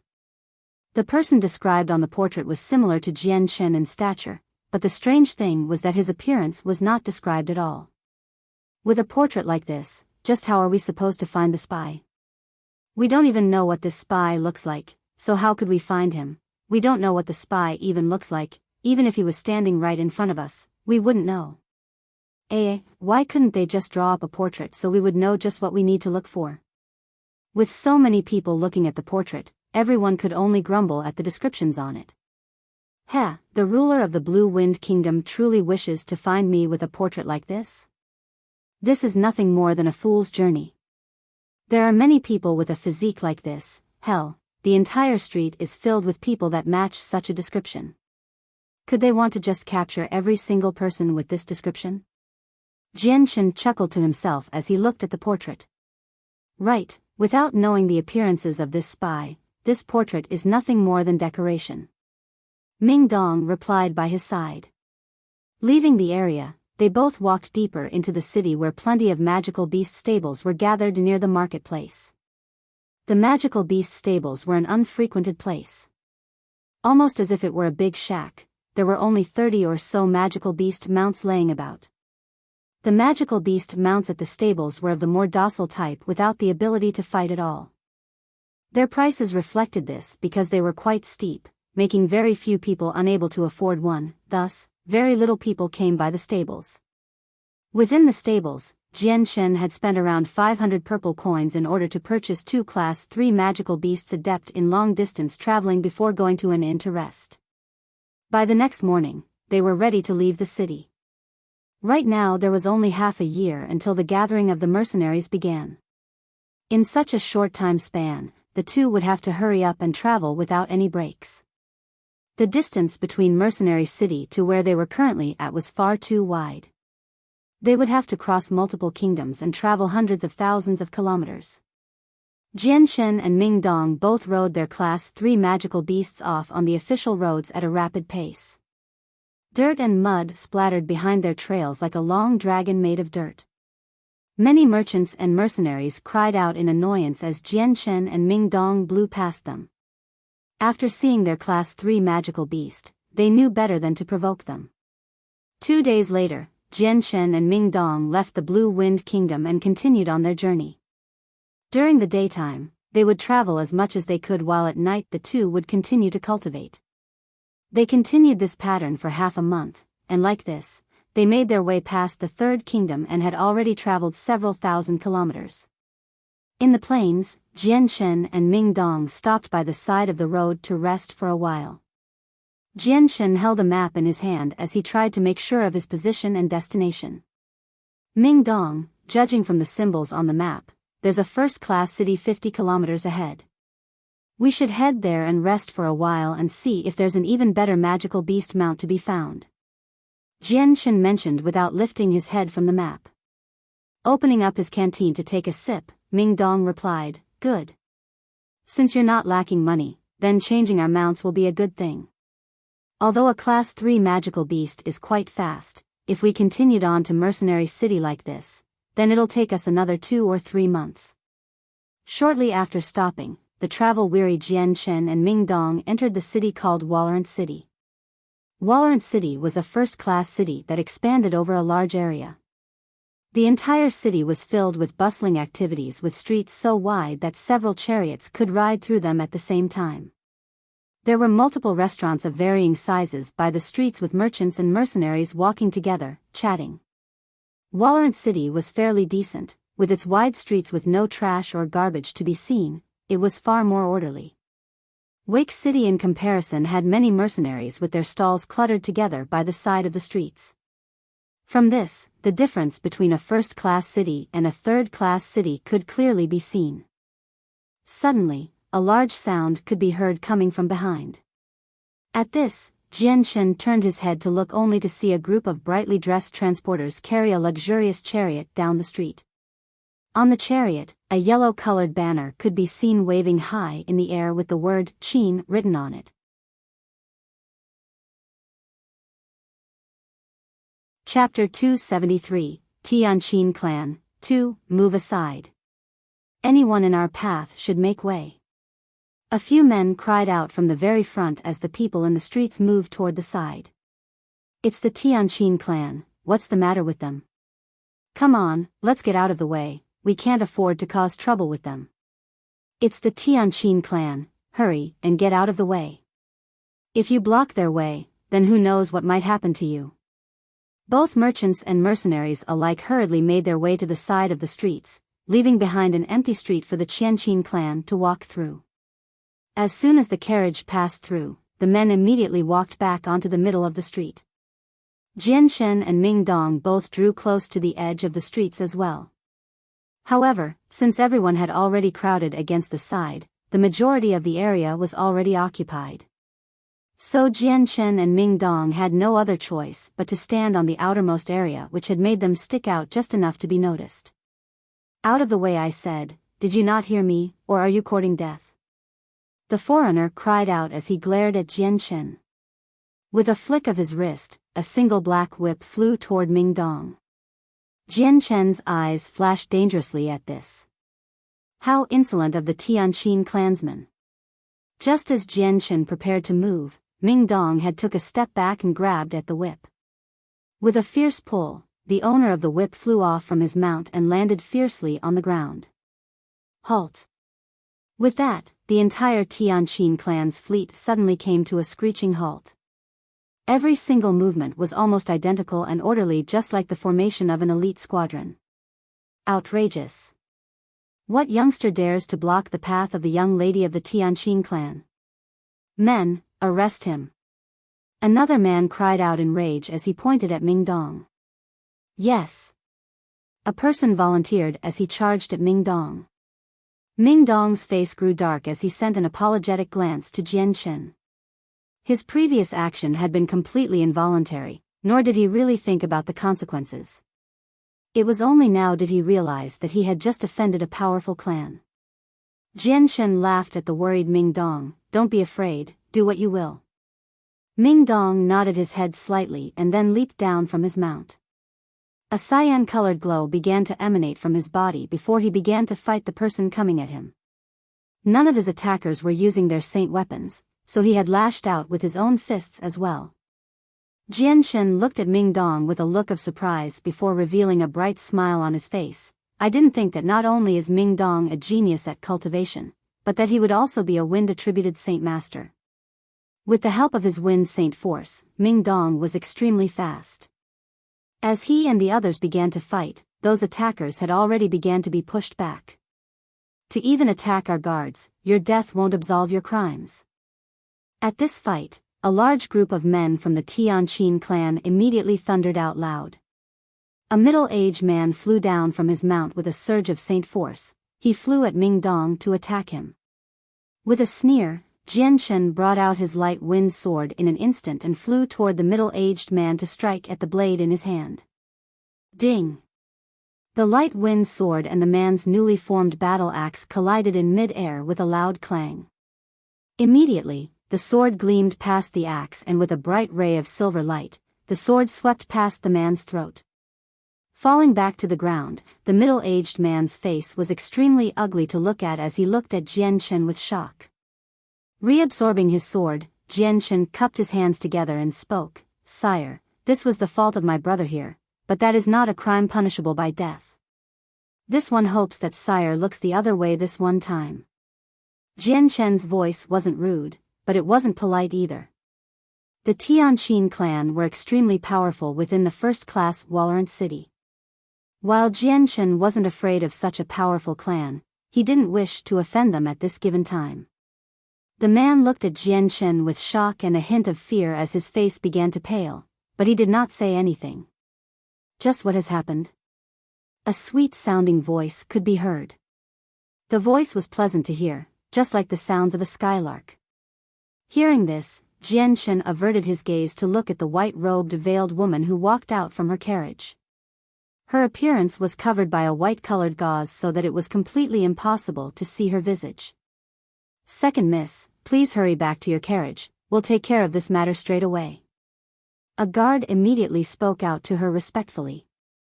The female looked at Jian Shen and Ming Dong for a small moment before speaking gently. "While I was inside the carriage, I could hear everything that happened outside quite clearly. This matter was our fault completely. Guards, hurry up and apologize." Hearing this, the guard fighting Ming Dong hesitated for a moment, but after seeing Jian Shen's strength, he could only utter a small apology. Jian Shen waved his hand casually to say something apologetic in return before preparing to leave the place. At that moment, the sounds of hooves could be heard as a blue-robed middle-aged man came riding forward with his Class 3 magical beast mount. "Second sister, you've been gone for so long without telling your older brother, so what better than for your older brother to come greet you?" The man rode at a decent pace for a moment before stopping right in front of the Tianqin clan's carriage. The youth was of a sturdy build and wore blue robes. Underneath his robes, his black pants could be seen with his hair reaching down to his shoulder. From his appearances, he looked to be 30 years old. "Look, it's the young lord of Tianqin clan. How lucky we are today to see him. With how rarely he walks out of the Tianqin clan compound, I didn't think he would show up right now. I've heard the young lord of the Tianqin clan is a genius at cultivation." With the help of the Tianqin clan's entire strength, he was able to make the breakthrough to become a great saint master at the young age of 28. Now that he's over 30 years old, I don't know just how strong the young lord is. My father is one of the guards for the Tianqin clan.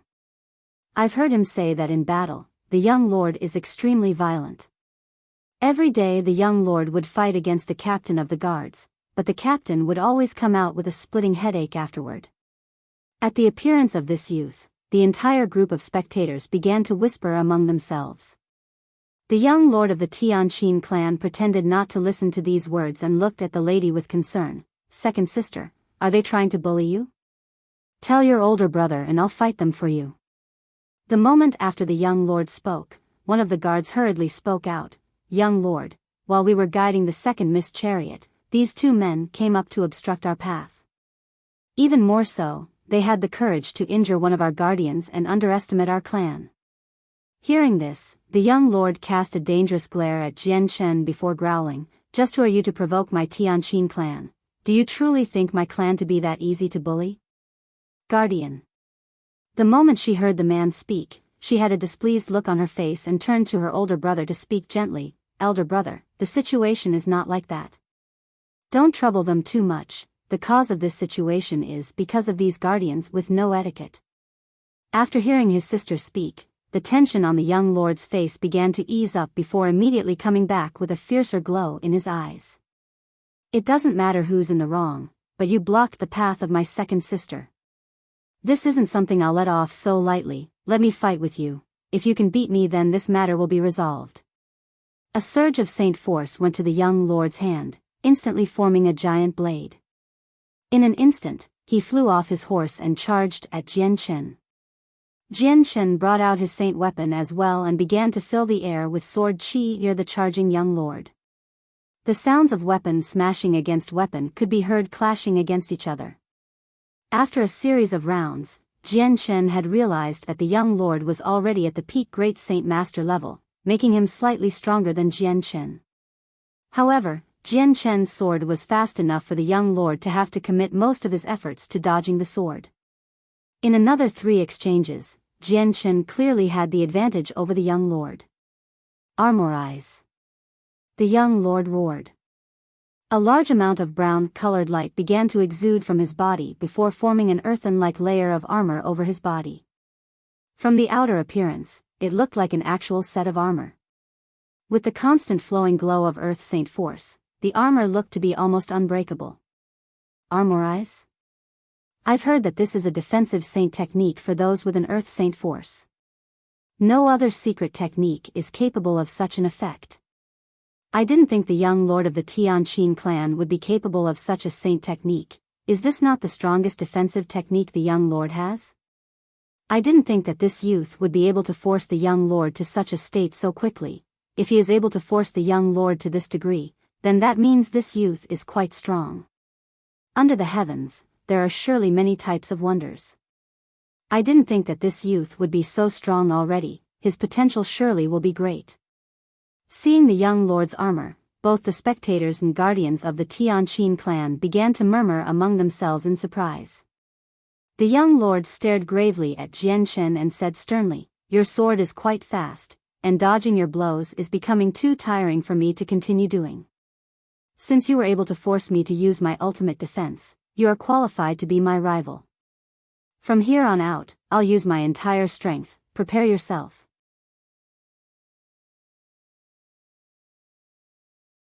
Chapter 274. Friends. Through fighting, the young lord stared gravely at Jian Shen and said sternly, "Your sword is quite fast, and dodging your blows is becoming too tiring for me to continue doing. Since you were able to force me to use my ultimate defense, you are qualified to be my rival. From here on out, I'll use my entire strength. Prepare yourself." Brandishing his light wind sword so that the tip of the sword was pointed toward the ground, his eyes stared at the young lord for a moment before saying, "Make your move." The young lord's eyes gained a dangerous gleam of light before he grew serious. Earth storm. Suddenly, a rich amount of Earth Saint force flew from his body and instantly transformed the earth and dust around Jian Shen and him into a dust storm 10 meters in circumference. Jian Shen's visibility was limited so that he could only see the Earth Saint force and not even his hands. Everywhere he turned, he couldn't see more than an inch in front of him. The sight reminded of Jian Shen of being stuck in a quagmire. There was an uncomfortable feeling that seemed as if it was restricting his movements and made him slightly cautious. Could this be a battle skill? What a strange one. Jian Shen muttered to himself. All of a sudden, his eyes flashed once before stabbing forward with his light wind sword. Ding! Following a metallic sound, a sword that was previously hidden in the dust storm was revealed. Knocked away by the force of the light wind sword, the dust storm began to waver before Jian Shen's sword then struck out in quick succession once more. Outside the dust storm, none of the spectators were able to see what was transpiring inside.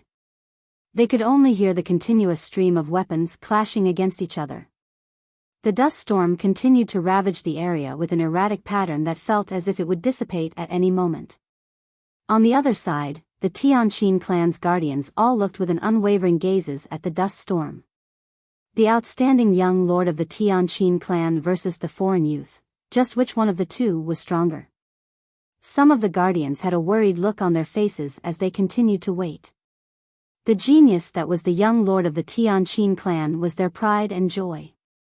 The guardians of the clan definitely did not wish for their pride and joy to be beaten by an even younger youth. Even the young woman that was standing within the carriage couldn't help but stare relentlessly at the two men fight within the dust storm. Despite not knowing just what was happening inside, she knew from the state of the dust storm that her elder brother was not doing well. "Guardian, this disturbance is because of you. When we return back to the compound, you and the rest will be punished," the lady complained to the guardian with a strict tone. Upon hearing those words, the guardians all grew white as they started to panic. The patriarch of the Tianqin clan doted upon the second miss as if she were the favorite daughter. If she were to say some choice words to the patriarch, then there would be a fierce punishment to be had. With that thought, a few of the guardians began to panic before apologizing. "The second miss lesson is just. This is the fault of our guardians. When we return we will receive our punishment in the punishment hall." At that moment, the dust storm shook once more erratically before the dust storm grew faint, revealing the situation inside. Jianshen stood at the center with his sword in his right hand pointing down toward the ground. 5 meters away from him, the armored young lord stood with his giant sword stabbed into the ground. While there didn't seem to be a difference after fighting since both combatants' clothes were still completely intact, but those with good eyes were able to see that the earthen armor on the young lord was dimmer than before. The flow of earth-saint force that had been there before had all but disappeared. Reabsorbing his sword, the young lord smiled at Jianshen. "Not bad, your strength is quite strong. In this generation, you are the only one who made me feel that a loss was inevitable. I, Qin Shao, accept my defeat." Reabsorbing his own sword, Jianshen cupped his hands toward the young lord. "The lord is too polite. This battle was a draw, a conclusive outcome is far too early to say." From the words of the young lord, Jianshen had concluded that he was a straightforward person. A loss is a loss, there is nothing humiliating about it at all. "I, Shao Qin, am not a sore loser." Waving his hand, the young lord spoke with a casual tone about the battle. At this, Jianshen's opinion of the young changed drastically. He now started to see him in a more respectful light. The young lord cupped his hands in respect. "What might be the name of fellow brother and which teacher have you studied under? With the strength you have at such a young age, there is no way you are a nameless person." Cupping his hands, Jianshen replied, "The young lord praises too much. This one is named Jianshen.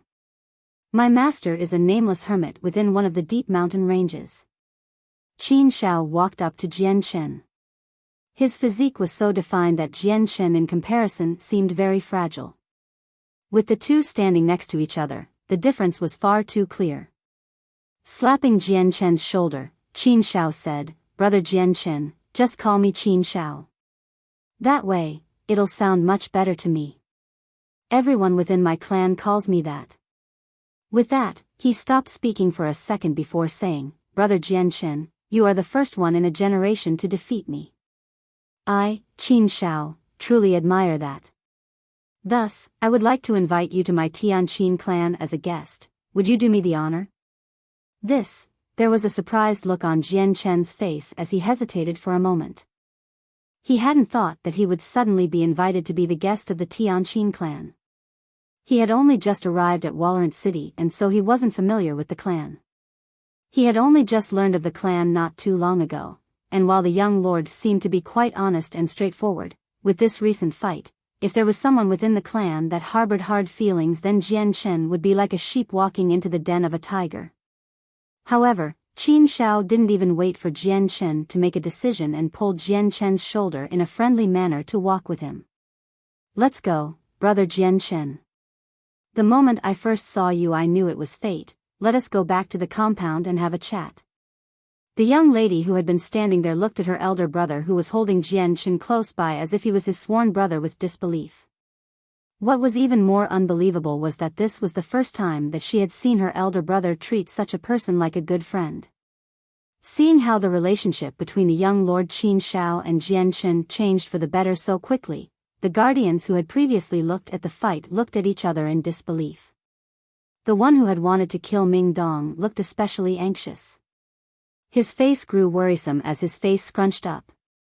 When he had first recklessly tried to cast the blame, he had began to regret everything.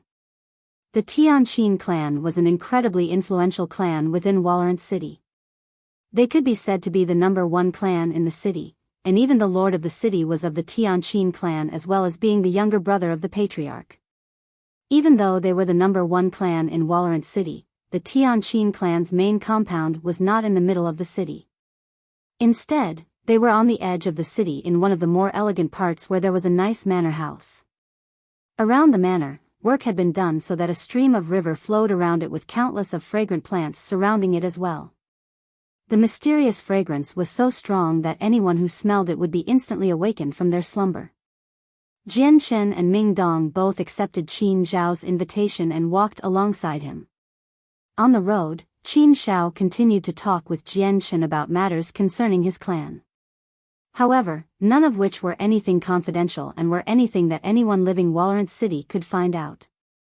The Tianqin clan already had 400 years of history. Ever since their foundation, they had resided within Walorant City and silently grew. After 400 years, their strength had reached an incredibly strong level beyond anyone's comprehension. Even the young lord of the Tianqin clan, Qin Shao, only knew a thin layer of it. The Tianqin clan had initially been founded by two people, thus the Tianqin clan was separated into two veins. One vein was called the Tian, the other was called the Qin. Both were of equal status and power. They would help each other all for the sake of the betterment of the Tianqin clan. Walking into the compound, Jian Chen continued to look around himself. In his heart, he couldn't help but compare it to his Changyang clan. Noticing that the clan guards were quite strict like his clan, it was still quite different from his Changyang clan in general. Turning his head to his sister, Qin Shao spoke up, "Second sister, since it's been quite long since your return, you should go see father. After so long, father has been worried." The second sister of the Qin family stood quietly behind her elder brother. Both of her bright eyes blinked in a curious manner as she looked at Jian Chen's back. "Yes, I know. Elder brother, please go receive the guest while I go see father." The second sister then walked away with two maids, leaving Jian Chen and her elder brother alone. Within the Tianqin clan's compound, Jian Chen, Ming Dong and Qin Shao sat within his personal compound and talked over some wine and fine food. The aroma of exotic fragrances could be smelled as it tempted everyone's appetite. On the side, there were a few maids pouring wine for the three. "Brother Jian Chen, you are the first person I, Qin Shao, have truly admired. You are the very first person that has beaten me within Walorant City in this generation and forced me to accept my defeat. Come, let us have a toast," Qin Shao said as he raised his cup into the air.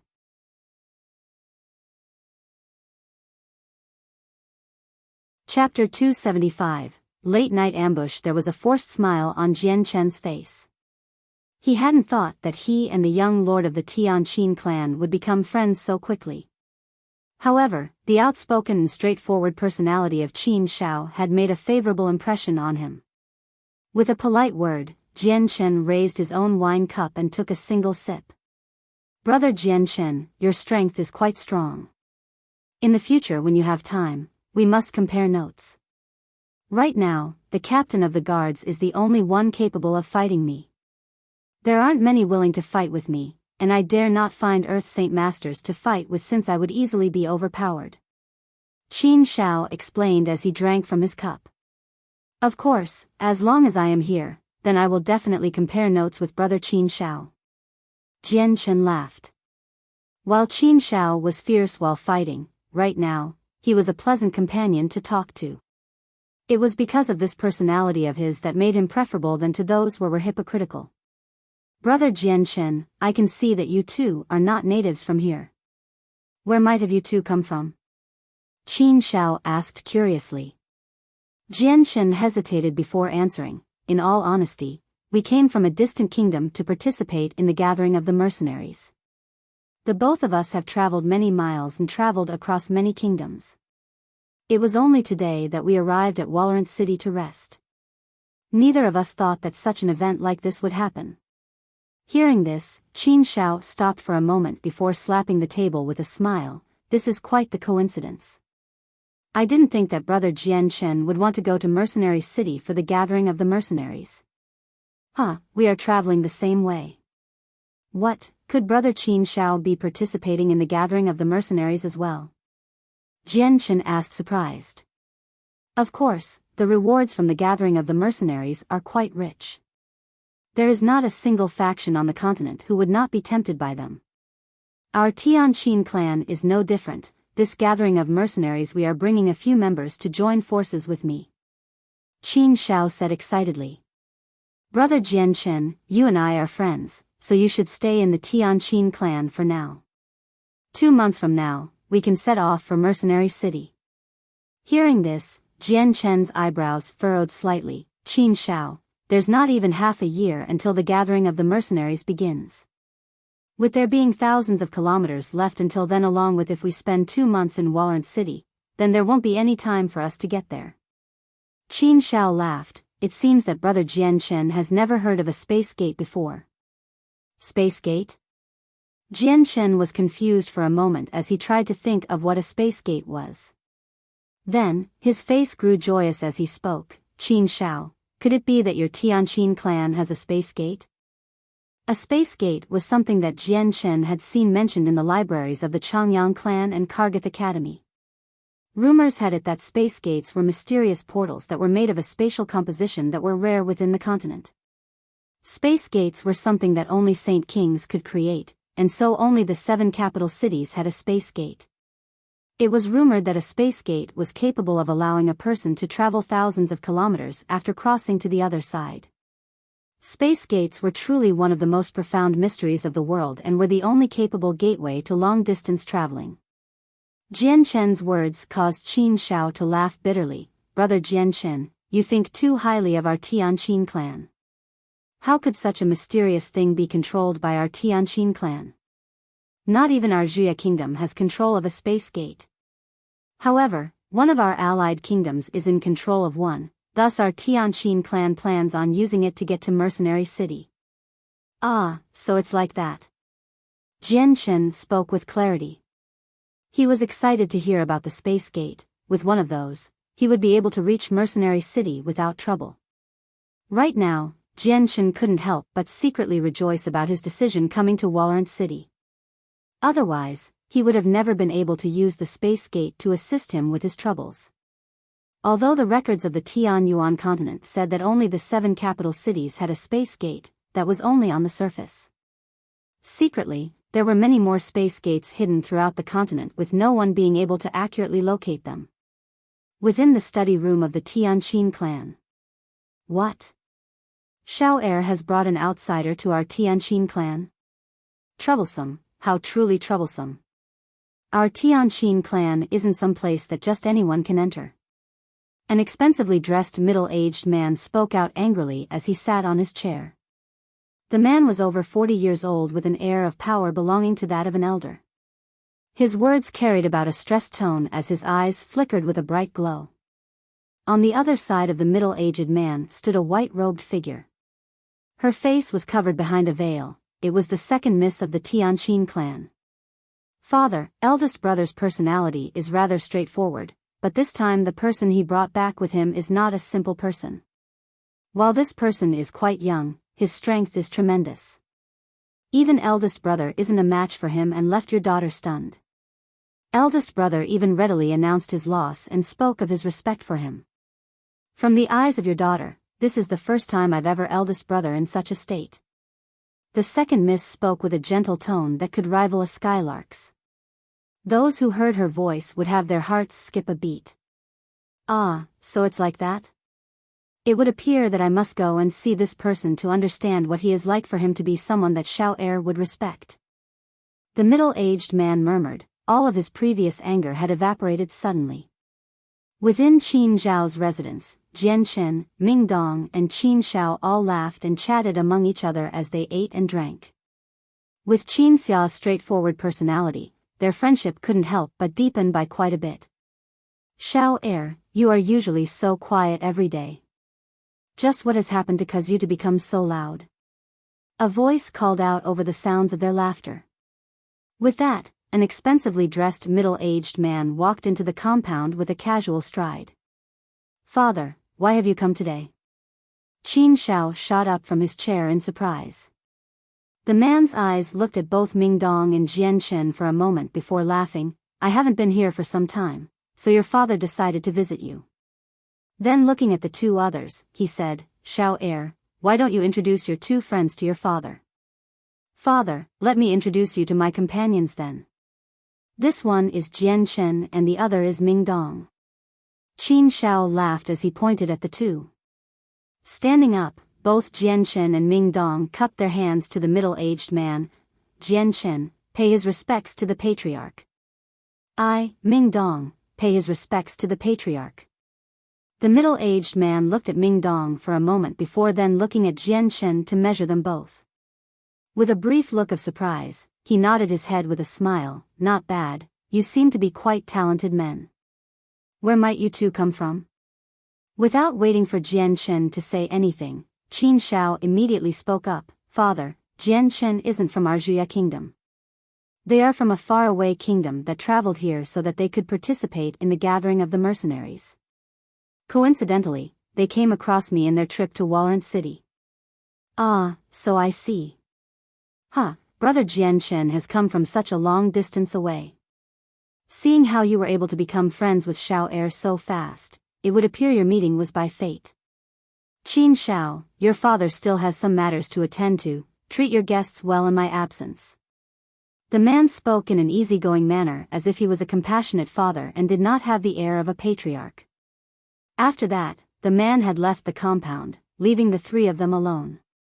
Afterward, because of the matter with the space gate, Jian Chen and Ming Dong both accepted Qin Zhao's invitation to stay at the Tianqin clan. Because of the space gate, they would be able to get to Mercenary City without embarking on a long journey. That night, Jian Chen and Ming Dong stayed within a compound of their own that was relatively isolated where even the patrolmen rarely went to. Later on in the night, Jian Chen held two monster cores in his hands as he continued to cultivate on his bed. For the sake of succeeding within the gathering of the mercenaries, Jian Chen had to continue cultivating his strength. His goal was to enter the top 3 and earn a heaven-tier battle skill. Suddenly, Jian Chen's ears twitched as his eyes both flashed open. As he saw two lights flash in the night, Jian Chen brought out his light wind sword in an instant and leaped forward with his sword immediately stabbing up through the roof. Crash!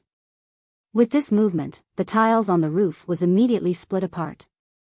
A shadowy figure fell from the roof with a whistling sound as it made contact with Jian Chen's sword. A large amount of shock was sent spiraling into Jian Chen's arm, temporarily numbing his hand and causing part of his skin to split open. Jian Chen was shocked at this man's strength. With just a single exchange, he had been dealt an injury he couldn't afford to take. At the very least, this unknown assailant's strength was at the 3rd cycle Earth Saint Master's level. Jian Chen immediately flew backward as he looked at the shadowy figure. Who are you? He demanded. The figure didn't say a word and instead brandished a black iron club to swing at Jian Chen. At Jian Chen's words, the light wind sword in his hand began to glow faintly with an azure and violet light. Within the dark night, this color was very noticeable.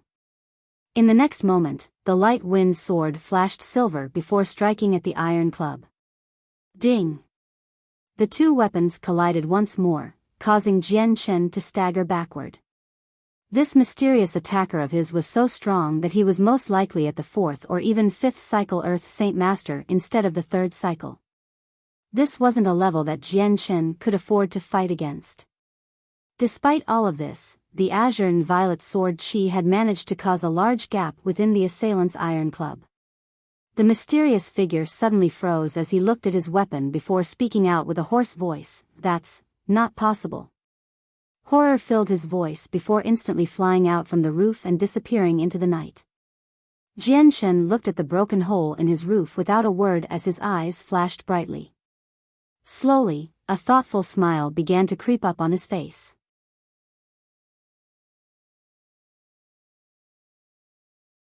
Chapter 276, Treasure Pavilion, Bang. Suddenly, a large commotion could be heard as the sound of footsteps rang out. Ming Dong came running in with his sword in hand as he asked seriously, "Jianshen, what happened?" Rushing forward, he saw the giant hole in the ceiling with his twinkling eyes. Looking back to Jianshen, he asked with concern, "Jianshen, are you all right?" Waving his hand, Jianshen said, "I'm fine. We are in the Tianqin clan's compound and had only just arrived at Walorant City with no enemies. Just who could possibly want to attack you?" Ming Dong asked curiously. Jianshen chuckled, "This isn't the work of an enemy. Instead, this is their attempt to test me." "A test?" Ming Dong had a surprised look on his face. "Then you're saying that the people who attacked you for no reason are..." Jianshen threw up his hand to quiet Ming Dong. "This is a matter that we come to an understanding about and say no more." Ming Dong went quiet for a moment before muttering, "No wonder the guards patrolling the area weren't alerted, so it was like that?" "Ming Dong, it's already quite late, you should return to your room." With that, Jianshen began to tidy up the tiles that had fallen before climbing back into his bed. "If you say so, then I'll be heading back." Without another word, Ming Dong returned to his room without bothering Jianshen any longer. As the night went on and the morning came by, Qin Shao came by to Jianshen's room early only to see the broken remnants of the door that was caused by Ming Dong when he had kicked it open. With a stunned look, he immediately cried out, "Brother Jianshen, are you still here?" "Qin Shao, come in." Jianshen's calm voice from within his room. Immediately after walking into the room, Qin Shao noticed the giant hole on the ceiling of the room with a pile of broken tiles on the floor. At this sight, Qin Shao couldn't help but be shocked. Looking all around him, he asked, "Brother Jianshen, just what exactly happened last night? Just why is it a mess in here as if there was a fight?" Jianshen gave a casual smile as he said, "It was nothing major. A mysterious black-robed man attacked me last night, but Brother Qin Shao shouldn't concern himself with the matter." "What, someone attacked you last night?" Qin Shao spoke in shock before instantly turning furious. "Who would dare? To think someone would try to commit such a crime in my Tianqin clan? It would seem those guards should be swapped as well, they're nothing more than good-for-nothings. Brother Jianshen, I will report this to my father, don't you worry. No matter who it was that attacked you, my Tianqin clan will definitely not let this assassin be. Humph, never has there been such a person that would dare provoke the honor of our Tianqin clan." Qin Shao cried out furiously before stomping away to his father with such anger that even Jianshen couldn't placate him. It would seem that Qin Shao didn't know about last night's events. Seeing the retreating back of Qin Shao, Jianshen muttered to himself from his window. Quickly, a group of people came back to where Jianshen was. The leader of the group was Qin Shao with the patriarch of the Tianqin clan along with a few other guards.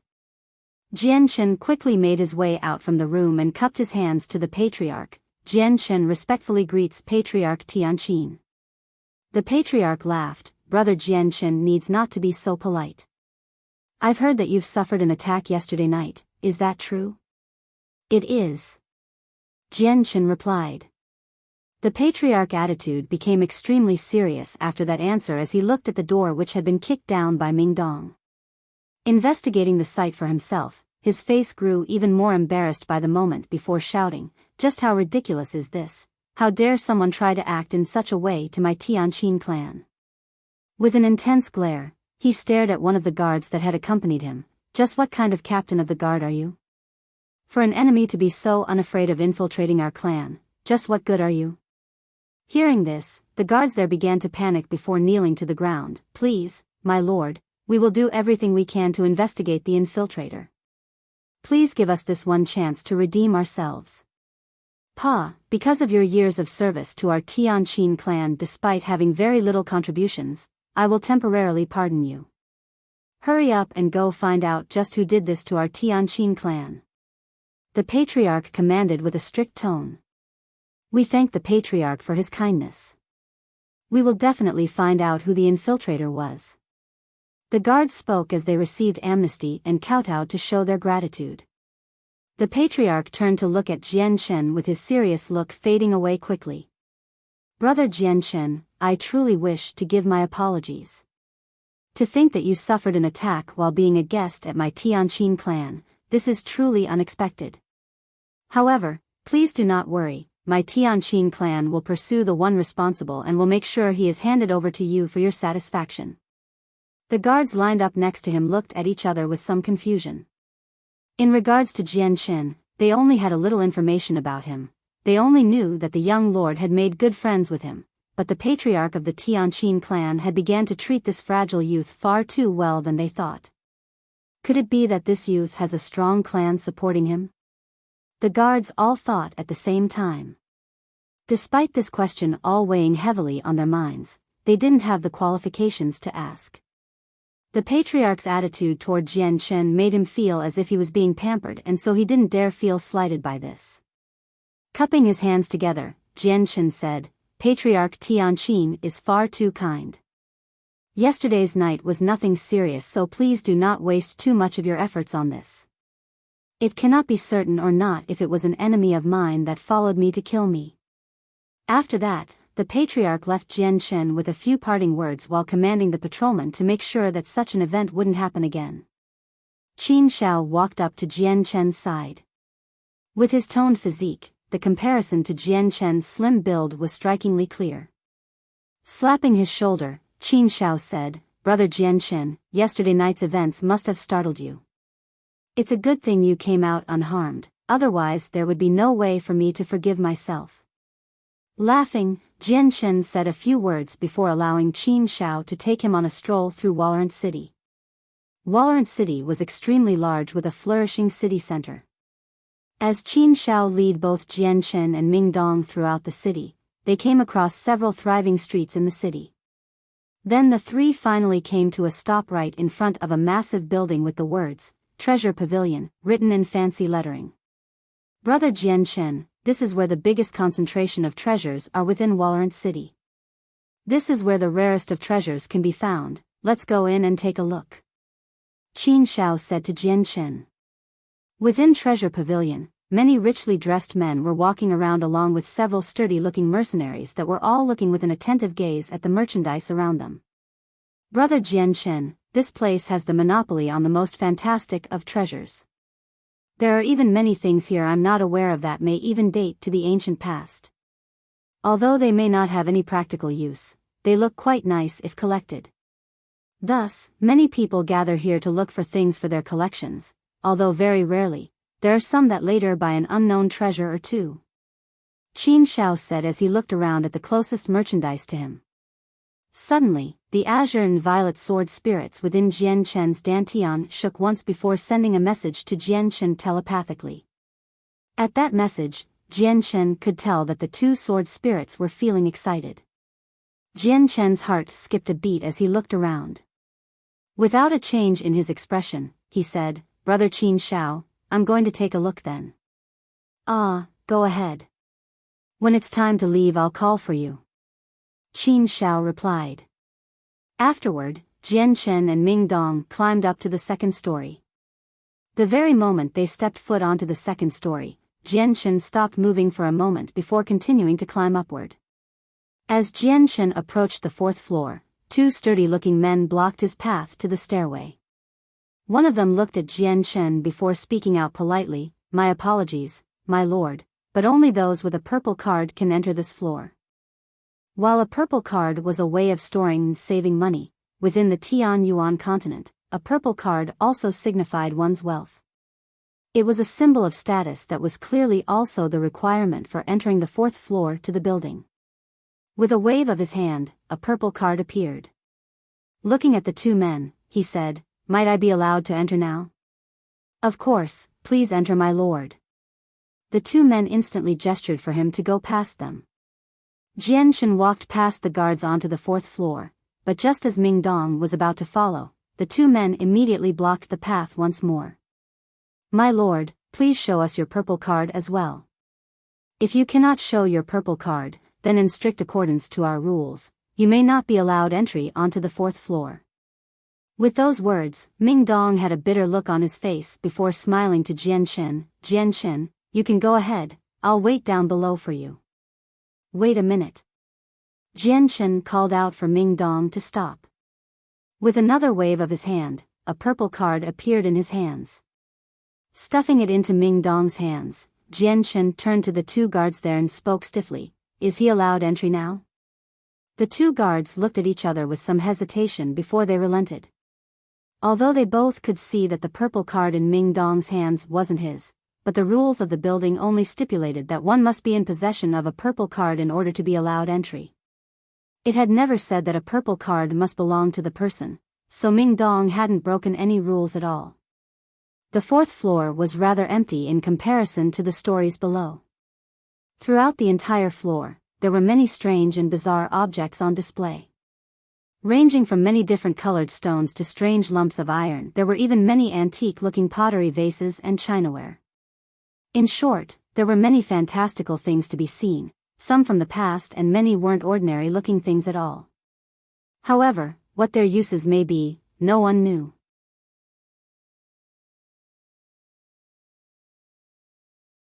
Chapter 277. Strange 5-colored stone. There were a variety of mysterious things within the 4th floor of the treasure pavilion. A large slab of stone was floating a meter in the air while slowly glowing with a faint azure color. There was nothing underneath the slab to support it, so anyone that saw this slab would know that this was no ordinary thing. On another red pedestal, there was a small pile of iron sand. The iron sand was darkly colored and exuded a constant black flame. Nothing for fuel but the air around it, the fire burned constantly without ever being extinguished. Aside from that, there were a few other strange crystals that glowed brightly along with a few ancient-looking pottery vases. The 4th floor to the treasure pavilion didn't have as many people as the 1st floor. There were only 20 expensively dressed men that casually walked around and selected an item that caught their interest. Jianshan began to follow the sensations he was feeling from the azure and violet sword spirits before stopping right in the middle of the room. Right in front of him on a counter were countless of shining stones. Each one was about the size of an adult hand that emanated a weak light similar to a night pearl, but these weren't night pearls, they were just strange-looking stones that had a faint amount of energy pulsating within. Following the deep sensation he was feeling, Jianshan's eyes landed upon a thumb-sized gem. This gem was perfectly round and glimmered with many different colors. There was a strange pattern within the stone that was particularly eye-catching. Jianshan knew that this strange 5-colored stone was the reason why the sword spirits were so happy, meaning that this was not an ordinary stone. Calling over the manager of the 4th floor, Jianshan inquired about the price. The manager of the treasure pavilion's 4th floor was a white-haired elder. Although he was quite old, both of his eyes shined brightly as if both pupils were a shining star. The manager looked at Jianshan as if to size him up before speaking with a grand smile. My lord has such a sharp eye to be able to spot this special gem. This type of gem is known as the multicolored stone. Although this gem is seemingly small, its price is rather expensive compared to the other gems. Its selling price is 15,000 purple coins. Jianshan stifled his breath so that he would not be heard gasping in shock. This price was far too expensive, it was practically beyond what was believable. Noticing the change in Jianshan's expression, the elder knew that Jianshan had been intimidated by the price. With a smile, he said, My lord, please do not look down upon the multicolored stone. Although I do not know what this stone is or what it is used for, but this is the absolute price. Swallowing his breath, Jianshan tried to calm himself as he stared at the thumb-sized stone. Honored elder, could you please explain to me just what's so special about this stone? Then please allow this elder to explain it to you, my lord. The elder cleared his throat with a cough before explaining, if we are to disregard the auspicious light of the multicolored stone, it is already a stone of grace and refinement. Although it is only the size of a thumb, it is incomparably strong. Not a single item is able to leave a mark on its surface, and its weight changes in accordance to the weather itself. Truly, this is a mysterious stone. Jian Chen's heart skipped a beat as he became interested before speaking with some doubt. To be able to change weight in accordance to the weather? Honored elder, could you please explain this in detail? The manager of the fourth floor laughed. My lord, while this multicolored stone has only come to our Warrant City a few days ago, it has already been placed as merchandise for many people to see in our treasure pavilion. The stone's mysterious grace has already been noted quite clearly to us. On a day with clear skies, the multicolored stone will begin to glow 5 different colors as it is right now. When the weather is quite nasty or is raining heavily, then the stone will glow with an intensely bright luster that could light up the entire treasure pavilion. However, what must be carefully noted is that if the multicolored stone were to touch a single drop of water, then it will grow extremely heavy. Its weight will be so heavy that those without enough strength will be unable to pick it up. Oh. It has this type of mysterious change? Jian Chen asked with doubt. By this point, the other men on the fourth floor had all heard the price of the multicolored stone and began to converge at the same spot to look at it. Not a single one of my words are false. The elder nodded his head with conviction before saying, this was found out because when the multicolored stone was dipped in water to polish it, it instantly grew so heavy that the stone fell a kilometer within the ground. It was only after our treasure pavilion hired a strong expert that the stone had been excavated once more with difficulty. How fake is this, a stone that fell several hundred meters into the ground? I'm sure this is nothing more than a scam. I don't believe it at all. Just what type of person is strong enough to be able to pull out a stone from that far below?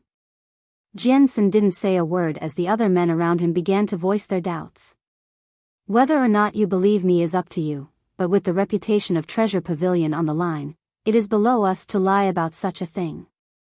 I didn't think that this stone would be such a mysterious object. I am quite taken by it, honored elder. I would like to buy this stone. Jian Chen smiled at him. Jian Chen's actions had instantly made Ming Dong leap in shock. Grabbing at his clothes, he asked hurriedly, Jian Chen, don't be crazy. Even if this stone is as magical as they say, it isn't worth the money they are asking for. Jian Chen chuckled before stating, I have a reason for buying this stone. But, even if this stone is so magical, it's still 15,000 purple coins. This is far too expensive. Ming Dong said, with this price, he didn't feel that the stone was worth it. My lord, do you truly wish to spend 15,000 purple coins for the multicolored stone? The manager looked at Jian Chen with a surprised look. This object truly was quite mysterious and had caught the eye of many people. The very moment each one of them saw the excessively high price, they would instantaneously lose interest. So this mysterious multicolored stone had been passed over and sent to Warrant City's treasure pavilion. Jian Chen held out his purple card, honored elder, I truly wish to buy it. Seeing the purple card in Jian Chen's hand, the manager looked at Jian Chen with disbelief as if trying to see if he was joking. Swiftly a smile appeared on his face as he took the purple card. My lord is truly a positive person. This multicolored stone has been passed around within our treasure pavilion circle for dozens of years, but now it has finally found an owner. After that, the manager of the fourth floor immediately had someone bring a person from a nearby bank to come and take out 15,000 purple coins from the purple card. Then, the multicolored stone was given to Jian Chen. Jian Chen took the thumb-sized multicolored stone and looked at it closely. Although this stone was very small in his hands, he had a hard time imagining that with a drop of water, the stone would instantly become extremely heavy. In this huge world, nothing is truly too bizarre. Jian Chen sighed to himself. Suddenly, the sword spirits within his dantian pulsated once. At the same time, the multicolored stone in Jian Chen's hands felt as if it was reacting to the sword spirits as 5 different colored lights burst out from the tiny stone. The entire fourth floor of the treasure pavilion was basked within its multicolored light. With the entire area illuminated, everyone within eyesight immediately felt wide awake, as if in an instant, their spirit had suddenly grew stronger. Heavens, just what is happening? What an auspicious light! This stone is truly a treasure. What a complicated and mysterious stone this is to have such an effect. If I had known about this earlier, would have bought it first. How blind I am in order to miss such a treasure. Everyone on the fourth floor immediately began to talk to each other about the stone, causing the previously quiet area to become a noisy ground full of chatter. Everyone had been animatedly talking to each other while secretly regretting to themselves that they didn't have as sharp of an eye as Jian Chen, who had spotted this treasure. Many of the men there had already started to look at the multicolored stone in Jian Chen's hand with an avaricious look. WWH. What just happened? The elderly manager of the treasure pavilion cried out in a stupefied manner. He had already been a manager for the treasure pavilion for many years and had researched many things. However, this situation right in front of him was the very first time he had ever seen something like it. Even in the strongest of storms, the multicolored stone wouldn't release such an intense light. Furthermore, he could tell that this multicolored glow of light was not like the usual light. Could it be, the multicolored stone and this young lord were destined to cross paths? Many people have seen this stone, but were instantly scared away from the prices. However, this lord didn't even shy away from the thought of buying it. The elderly manager secretly thought to himself. Right now, he didn't have a single word that he could say about this situation. Jian Chen too had been shocked by the sudden rays of light from the multicolored stone. He reacted quickly and stored the stone within his space ring. As soon as the multicolored stone disappeared, the light that had illuminated the building instantly disappeared with it. The men who were on the fourth floor of the treasure pavilion instantly snapped to awareness as well, following the disappearance of the light. When the ray of light basked over me, I felt so comfortable. My head had never felt so awake. A richly dressed man exclaimed as he walked over.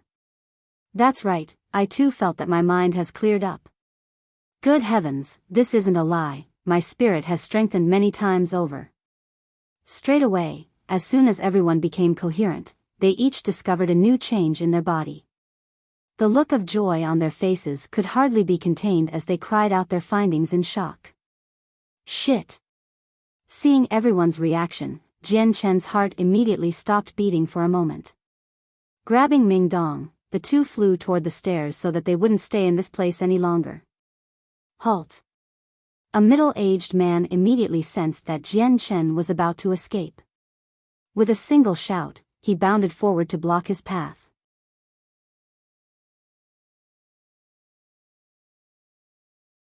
Chapter 278. Lord Tianzhu. Jian Chen's expression grew dark as he looked at the middle-aged man in his path with a sharp glare. Sire, just what is the meaning of this? As if sensing the ominous look on Jian Chen's face, the man gave a bright laugh. Please don't misunderstand me, fellow brother. I am a member of the Sidiv clan. The multicolored stone you just bought is of interest to me. So as the representative of the Sidiv clan, I hope that you will sell the multicolored stone to me. By this point, the other men had been brought back to full awareness. Quickly, they all surrounded Jian Chen as they began to bother him with offers to buy the stone. Each price was higher than the last. Inwardly sighing, Jian Chen had been worried that such an event would occur. With the unique ability of the stone, many people wouldn't be able to stop themselves from trying to buy it from him with exorbitant prices. Although they had all heard about the explanation from the manager, they hadn't though there was enough truth behind it for the price to be worth purchasing. It was only when the multicolored stone had released that strange glow and they all experienced their spirits suddenly increasing that they truly wished to buy this mysterious treasure. Everyone, I am truly sorry, but I am not selling this multicolored stone. Jian Chen addressed everyone. Brother, you might as well sell it to me. I am willing to buy it for 30,000 purple coins. As it is, the multicolored stone is useless for you and will lead you to countless of headaches. Don't be so stubborn. A pigtailed elder spoke out in a way that made him feel as if he was only looking for Jian Chen's best interest. That's right, fellow brother, this multicolored stone is not safe in your hands, you would do best to sell it to me. The multicolored stone will attract too much attention for you, who knows if someone will try to kill you for it. The gains do not make up for your loss. You should sell it to my Maple clan, we are willing to buy it for 35,000 purple coins. Everyone began to bid even higher and higher. Suddenly, a loud voice called out from the back, this multicolored stone is something I desire, you all shouldn't bother fighting me for it. Hearing this, the noisy clamor instantly stopped. Everyone turned toward the back of the crowd to see just who could dare to be so arrogant. To dare say such arrogant words in a crowd like this? Everyone that was able to enter the 4th floor of Treasure Pavilion were not ordinary people of ordinary statuses by any means. Only 2 men wearing white robes could be seen walking forward before stopping right in front of Jian Chen. One of the youths was around 28 years old, around Ming Dong's age. The middle-aged man by his side stood with a firm expression on his face. Both of his eyes had a lively glow to them as he stared at the crowd with a powerful expression. So it was the young lord, Tianju. As soon as everyone saw the 28-year-old youth, their faces all changed. Many of them had even began to smile enchantingly at the youth as if they were good friends. The others had dark expressions on their faces and sighed as they realized they no longer had a chance to obtain the multicolored stone. AI, how did I come across the young Lord Tianju here? It's all over, the multicolored stone won't be mine anymore. Even if this young brother decided to give it to me, I'd have to in turn present it to the young lord. A middle-aged man spoke dejectedly. So it's Lord Tianju, I didn't think to see you here at the Treasure Pavilion today. Since the young lord has interest in this stone, then we won't disturb you any longer. Everyone began to talk once more, but before where they had been fighting each other to buy the stone, they had now all withdrawn their offers. Not a single one had a displeased look on their faces as they smiled at the young lord. Seeing how everyone was happy to see him, the youth stepped forward toward Jian Chen and spoke with a haughty tone, hand over the multicolored stone. I will recompense you for your 15,000 purple coins later.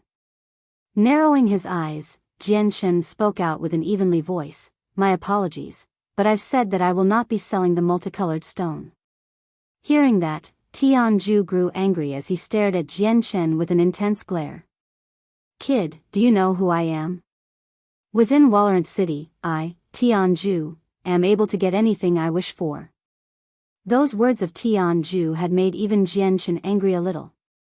Staring back at him with his own intense stare, Jian Chen leaked out some killing intent as he growled, I don't care for who you are, if I said I am not selling, then I am not selling.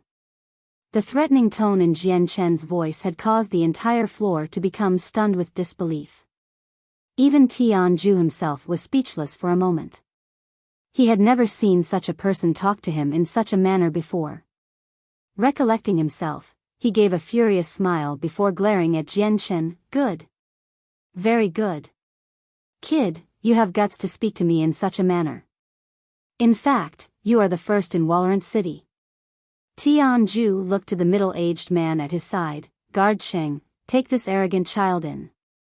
To think that he would dare talk to me like that, he must be tired of living. Yes, my lord. The man replied before charging at Jian Chen with both of his hands outstretched to grab at him. With a snort, Jian Chen brought out his light wind sword. With a swish of his right hand, the sword disappeared in a silver arc of light before stopping right next to the man's neck. The speed was so fast that no one had any idea just what Jian Chen had done in that split second. The middle-aged man came to a screeching halt as he stared in disbelief at Jian Chen. His heart began to beat wildly as sweat began to drip down his forehead in a concentrated amount. Even his face had begun to pale. He hadn't been able to detect Jian Chen's movements at all. Against his sword, he was powerless to do anything about it. It was only when he felt the light wind sword come across his neck that he had noticed that Jian Chen had struck out. If Jian Chen had truly wanted to kill him, then he wouldn't be able to do anything about it. After making a breakthrough to becoming a middle great Saint Master, Jian Chen had grown faster in both body and sword. With this man being at the peak great Saint Master level, unless Jian Chen had been lazy, there would be no way for the man to dodge it. Seeing this sight, everyone on the fourth floor had been shocked and looked at Jian Chen with both regret and sympathy. Outrageous. To even strike at my guard? You are truly asking for trouble. Tianju boomed with a furious anger. Just who's making such a racket? How annoying, even my eardrums are vibrating because of the racket. Just after Tianju had roared, another angry voice came from the direction of the stairs. Upon the new voice, everyone on the fourth floor immediately looked toward the stairs with a pitying glance as they whispered to each other. Just who said that? Is he trying to die? Whoever spoke out just now should have looked before he acted. Right now, just a single word could offend the young Lord Tianju. The Lord Tianju is already so angry. This newcomer surely doesn't know by now, but he has offended Lord Tianju. Truly, he has chosen a bitter apple to take a bite of. As was expected, the moment Tianju heard that line, his face grew exceedingly malicious as he started toward the stairwell with some killing intent pouring out of his body. Who dares say such words? Hurry the fuck up and show your face. Now that he had been provoked for the third time, Tianju's face had grew extremely dark with anger. Right in front of everyone's eyes, a sturdy-looking man slowly walked up the stairs toward them.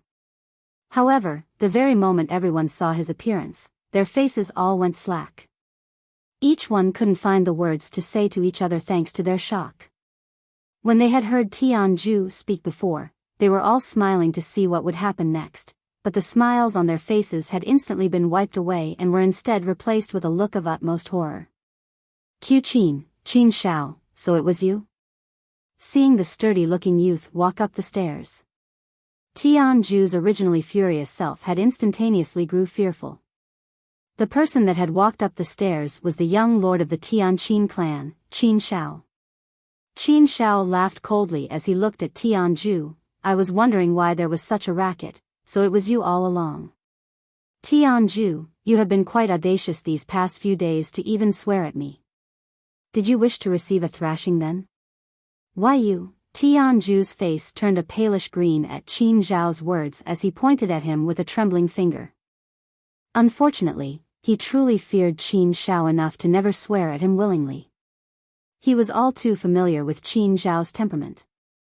If he were to talk back, then Qin Shao wouldn't be afraid to beat him up in front of all these people. This one greets the Lord. This one greets Lord Qin Shao. At that moment, everyone on the fourth floor immediately began to greet Qin Shao excitedly as if he was a dear friend to them. Tianju's chest moved up and down violently as his mind raced to think of something since he couldn't talk back to Qin Shao. Suddenly, a light of realization flashed across his mind as he turned around to look at Jian Chen who was standing right next to him. With a cold sneer appearing on his face, he spoke out, Qin Shao, this clueless brat has insulted the honor of our Tianqin clan and even dared to strike against my guard. Your timing is just right, we should bring him to heel straight away. But even as he said that, Tianju chuckled to himself inwardly, Qin Shao, while you yourself are quite strong, I will be able to knock you down a peg in public. He had seen Jian Chen's strength personally, so he was trying to borrow Jian Chen's strength to offset Qin Zhao's smile. Hearing this, Qin Shao looked over to where Jian Chen was holding his sword against the neck of the guard. At this, Qin Shao didn't even need to know what was happening. Instantly, his face turned red with anger as his fist quickly smashed against Tianju's chest with a resounding thunderous clap, causing him to stagger back a few steps before falling to the ground. Fucker, Tianju, you do want to be beaten up to even provoke my brother.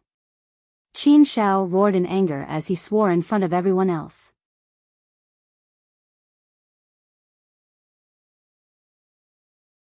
Chapter 279. The trouble brought by the five-colored stone. Tianju wasn't fast enough to respond to Qin Zhao's angry fist, so all he could do was to stare speechlessly at Jian Chen and Qin Shao. Opening and closing his mouth several times, he cried out in confusion, Qin Shao, what are you saying? He is your brother? Right now if Tianju had wanted to die, then he would have the solution right in front of him. Originally, he had wanted to use Jian Chen in order to make Qin Shao lose some face by pitting them against each other. What he didn't think was that with this sudden development, not only had he insulted the sworn brother of Qin Shao, but he had also lost his chance of Jian Chen teaching Qin Shao a lesson. Furthermore, he had even lost the ability to use the might of his clan to threaten Jian Chen, because if Qin Shao were to pick a side, he would stand by Jian Chen. If that were to happen, then Tianju would have no other chance. Qin Shao strode toward Tianju and landed another strike onto his chest. The fist contained such a strong amount of power that it forced Tianju to fly back another few steps. If it were not for his own strength, then he would have been forced to fly farther away and fall to the floor on his back. After another 2 relentless strikes on his body, Tianju couldn't take it anymore and shot a glare full of furious anger. Qin Shao, don't be too excessive. Excessive? You're the excessive one. Tianju, you brat, after trying to bully my sworn brother, how dare you say I am the excessive one? Humph, the sworn brother of mine cannot be so easily bullied. Qin Shao roared with anger. Not even giving Tianju any face, he continued to dominate Tianju. Everyone on the 4th floor all stood far away as they looked at the scene with an interested expression. Not a single one of them had a surprised expression on their faces as if they had expected this outcome. Qin Shao, you speak nonsense, just how did I bully your sworn brother? Tianju spoke out loud with an indignant expression as if he was being treated unfairly. He did however try to use his clan's might to threaten Jian Chen and force the multicolored stone from him. Unfortunately, not only was Jian Chen not afraid of him, but he had even struck out at his guard, causing Tianju to feel quite vexed now that he had run out of options. Tianju, don't even try to speak. Don't think that I don't know just what type of person you are exactly. You have bullied so many people in Warrant City long enough. Even if I didn't know, then today would have been the day. To think you would have the audacity to try and bully my brother, you really are trying to eat the heart of a lion and the guts of the leopard. Tianju, you brat, today is the day I will have Elder Tian teach you a good lesson. Tianju roared before slamming both fists into Tianju once more. Tianju was much weaker than Qin Shao, so he was completely powerless to act against him. Qin Zhao's fists landed on Tianju squarely with a loud sound. However, while the fists seemed to hurt, they were not all that serious since even Qin Shao didn't dare hurt Tianju too much. Qin Shao, just you wait, when we get back my father will definitely hear of this. You will be punished. Tianju tried to dodge Qin Zhao's fists while crying out at him. Humph, I've lost count of how many times you've said this. Qin Shao laughed with disdain. Even Jian Chen was looking at this event right in front of him with a stunned look. He hadn't thought that the arrogant Tianju that was trying to force him to sell the multicolored stone earlier would be soundly beaten to such a degree. All of his arrogant bravado had been instantly blown away. Right now, Jian Chen could guess that Tianju and Qin Shao were both from the same Tianqin clan. Qin Shao was from the Qin family, and Tianju was from the Tian family. Slowly absorbing his light wind sword, Jian Chen watched Qin Shao chase after Tianju with a small bitter smile. The Tianju of right now was a completely different person. Brother Qin Shao, let's just forget about this matter. Jian Chen spoke out to Qin Shao. Qin Shao stopped chasing Tianju for a moment and dusted his hands. Since it seems that my brother here wishes to forgive you, Tianju, let's see if you will try to bully him again. If so, I, Qin Shao, won't let it go next time. Tianju looked at Qin Shao with some fear lingering in his eyes. He didn't dare be angry and speak to him since he was a man that bullied the weak and feared the strong. Qin Zhao's strength and position within the clan was far beyond his own. Practically everyone in the clan cared for him as if he was a beloved pearl. This type of care was far better than what a mediocre person at cultivation like he could get. Shortly afterward, Tianju shot a glare at Jian Chen with a dark look. Today's events and humiliations he had received were placed solely on Jian Chen. Walking up to Jian Chen, Qin Shao looked to see if any harm had befallen Jian Chen before slapping him on the shoulder. Brother Jian Chen, are you all right? I'm fine. It's a good thing Brother Qin Shao was able to come so fast. otherwise, I fear of the consequences." Jianchen laughed. With that, he looked toward the two men that were guarding the stairway. Those two men were still standing expressionlessly right over at the stairs with a cold stare, but seeing how Jianchen was somehow good friends with Qin Shao, they could only hesitate for a moment before slinking away without a word. After this experience in the treasure pavilion, Jianchen, Ming Dong and Qin Shao walked out of the building to return back to the Tianqin clan. Within the Tianqin clan's compound, Jianchen and Ming Dong were both led to another nice-looking residential area.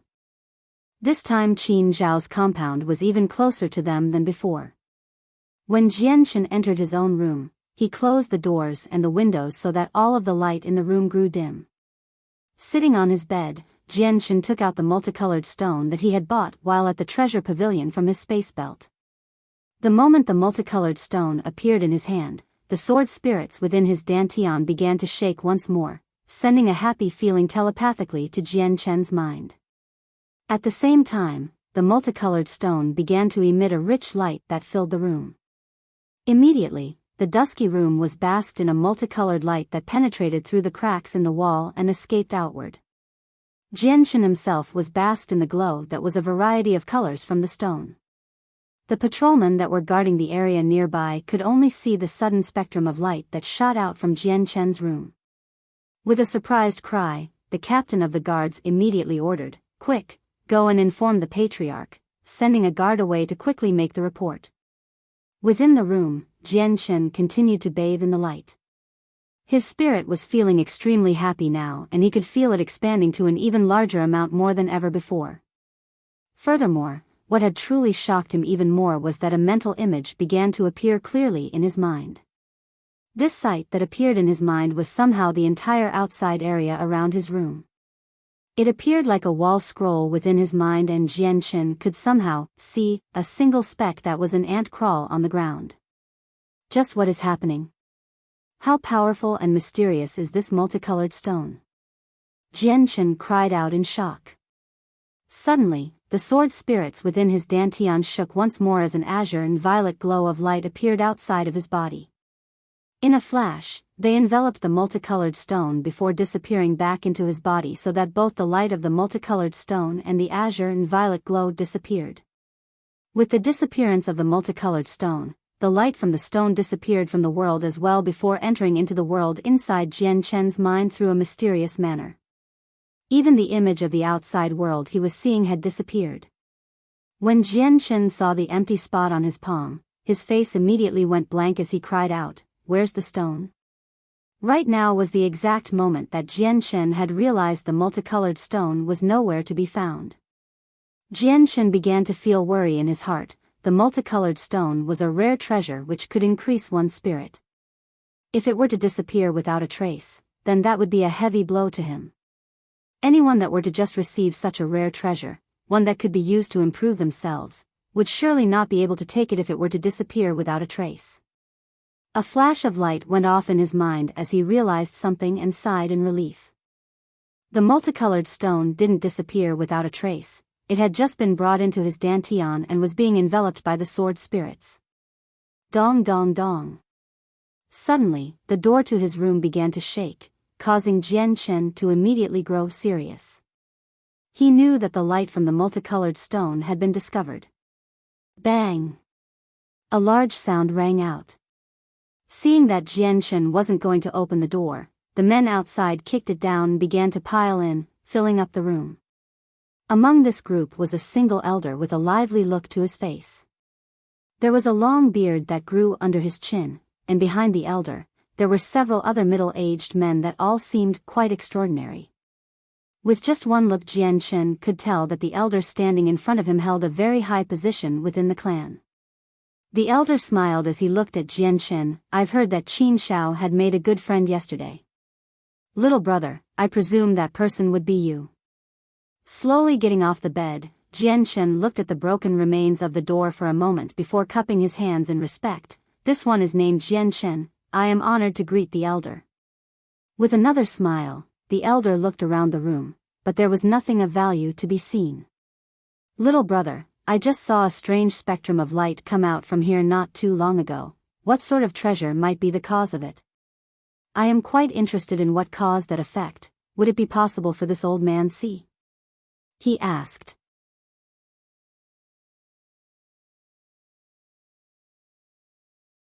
Chapter 280, A Threat. Jian Chen's face became embarrassed. If the elder had requested it earlier, then he would have been able to take out the multicolored stone, but the multicolored stone was now within his dantian and held by the sword spirits, meaning there was no way he could take it out. Seeing the troubled look on Jian Chen's face, the elder's eyes narrowed for a moment before speaking with a slightly annoyed tone. Little brother, you need not worry. No matter how precious the treasure is, I, Elder Wu, will not covet it. I only wish to take a look at what exactly the treasure is. Honored elder, this one is truly sorry, but I cannot take out the multicolored stone. Jian Chen forced a smile on his face. The appearance of this group was unfortunately quite untimely. They had only just arrived when the multicolored stone had entered his dantian and gave him no chance to explain. After all, this was an unfathomable event. Even if he were to tell the truth, no one would be able to believe him. Humph, you can't take it out? Could it be that you are worried our honored elder here will try to take your lousy treasure? Elder Wu holds a decisive amount of power within our Tianqin clan. Just how could he be jealous of your treasure? Your treasure is no more than several coins. Just how would our Elder Wu see this as a coveted item? The elder didn't say a word as the men behind him began to noisily criticize Jian Chen.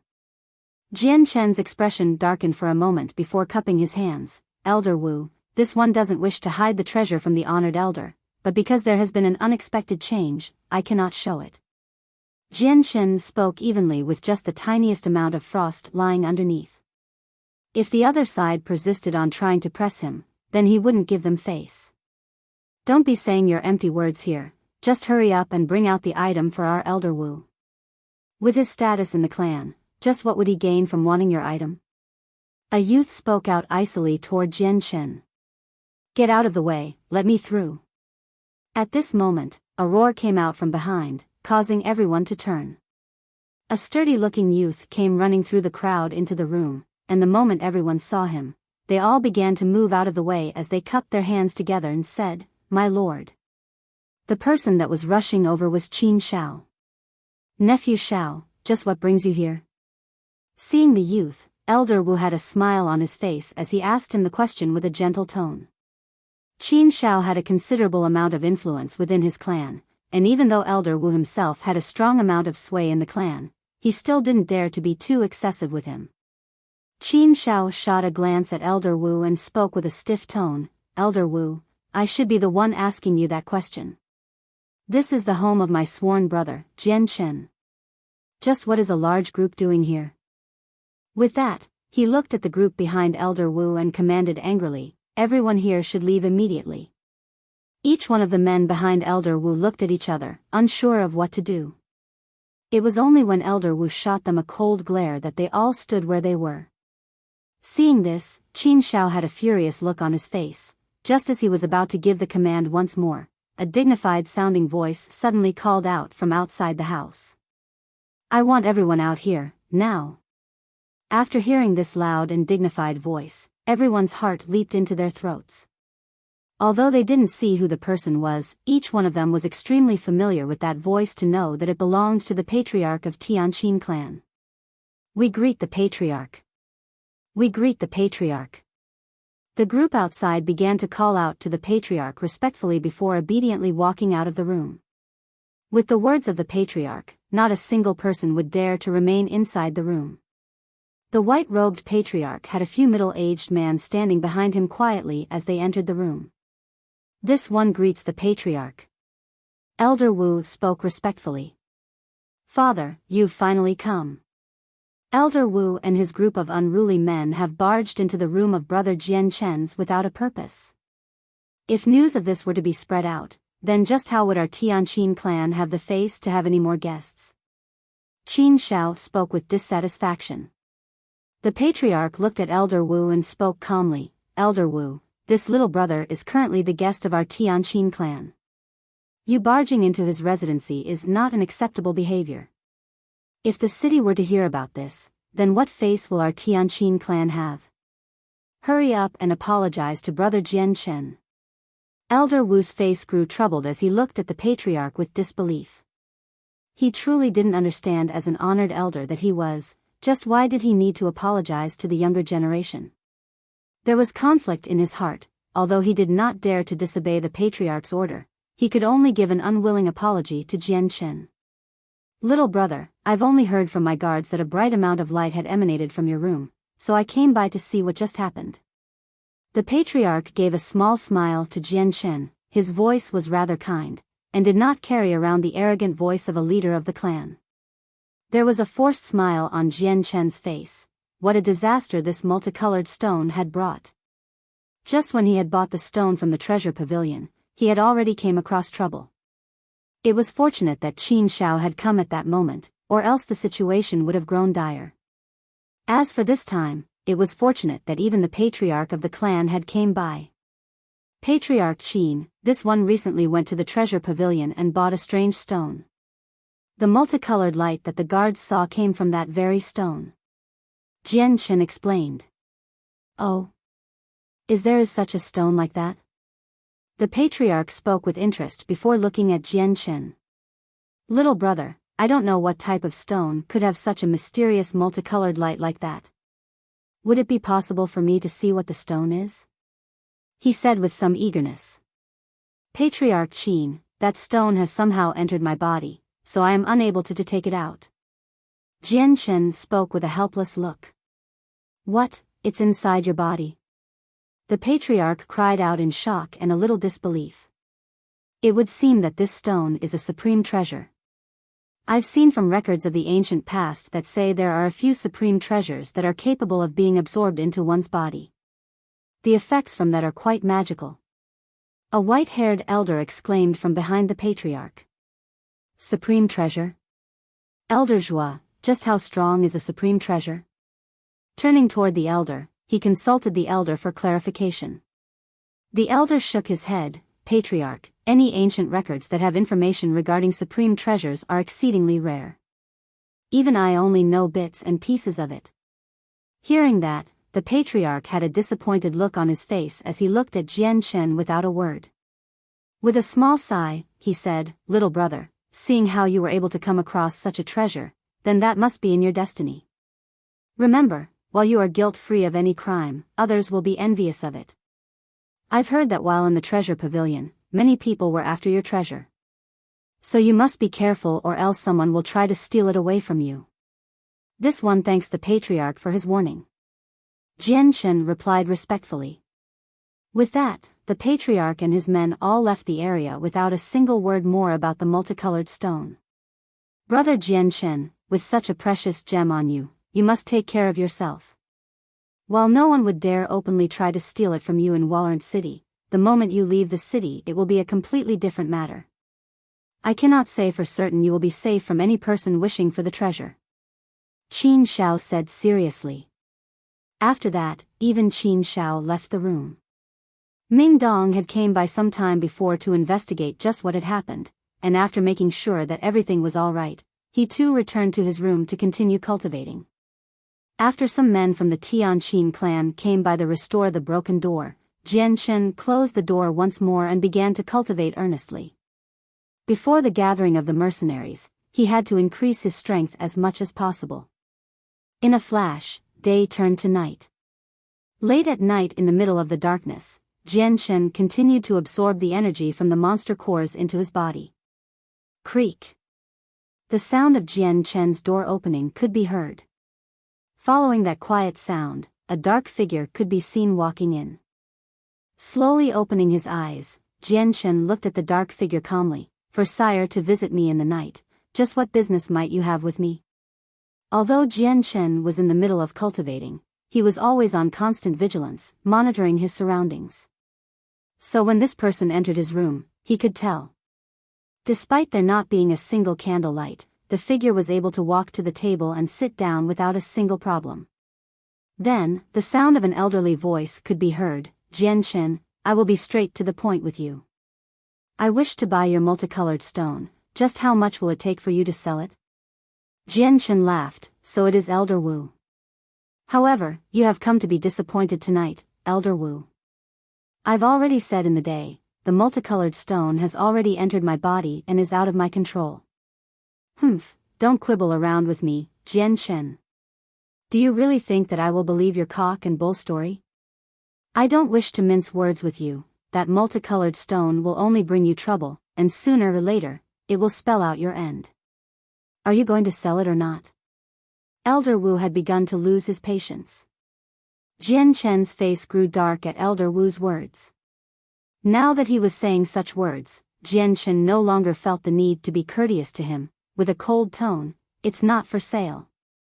A small sliver of killing intent began to leak out from Elder Wu's body. Slapping the table lightly, he laughed coldly, "Very well. I hope you don't come to regret this, Jian Chen." With those words, Elder Wu left the room.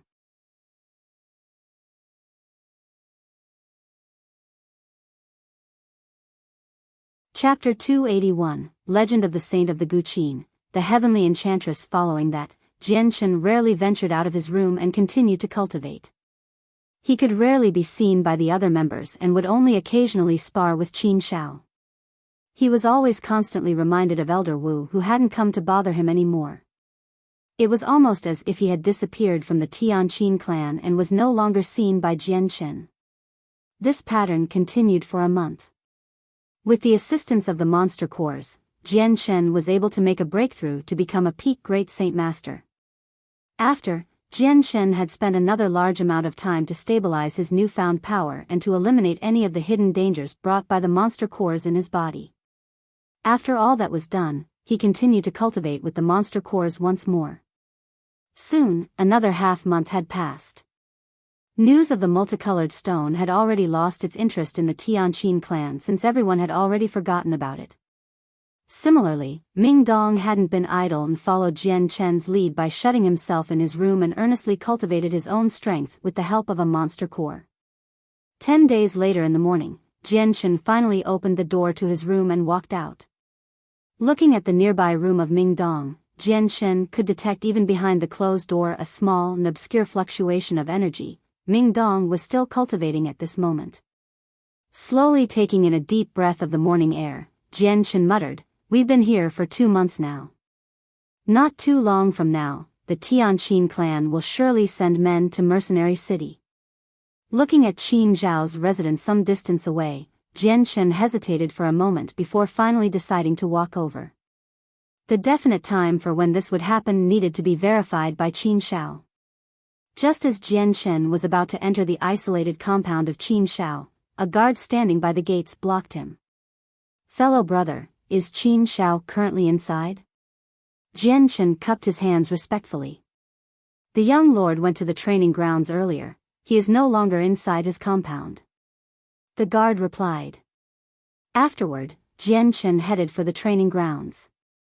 After these past few weeks, Jian Chen had traveled with Qin Zhao to the training grounds multiple times, so he was familiar with the way to the area. Just as Jian Chen was crossing by a garden, the sweet melody of a guqin being played could be heard in a nearby pavilion. Almost as if the song had an enchanting ability, the moment anyone heard this melody would feel as if their heartstrings were resonating along with the guqin.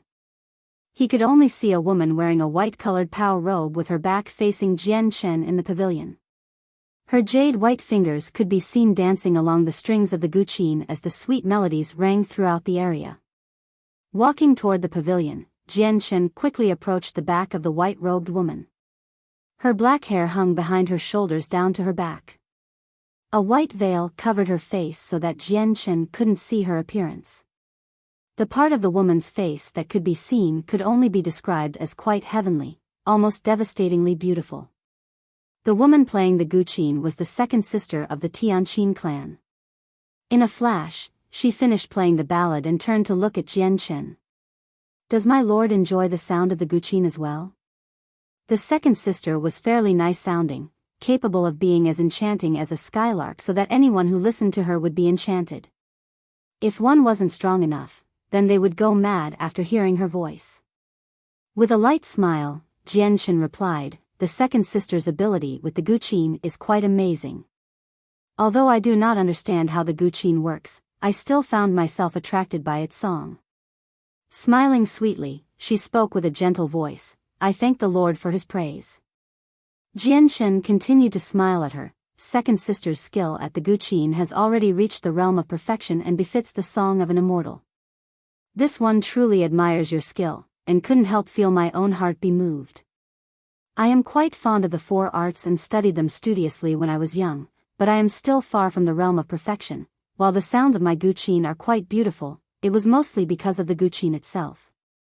The second sister's delicate white finger stroked a string on the guqin as she muttered, although this guqin is a copy of the guqin of the demonic cry, it uses a variety of expensive-looking ingredients.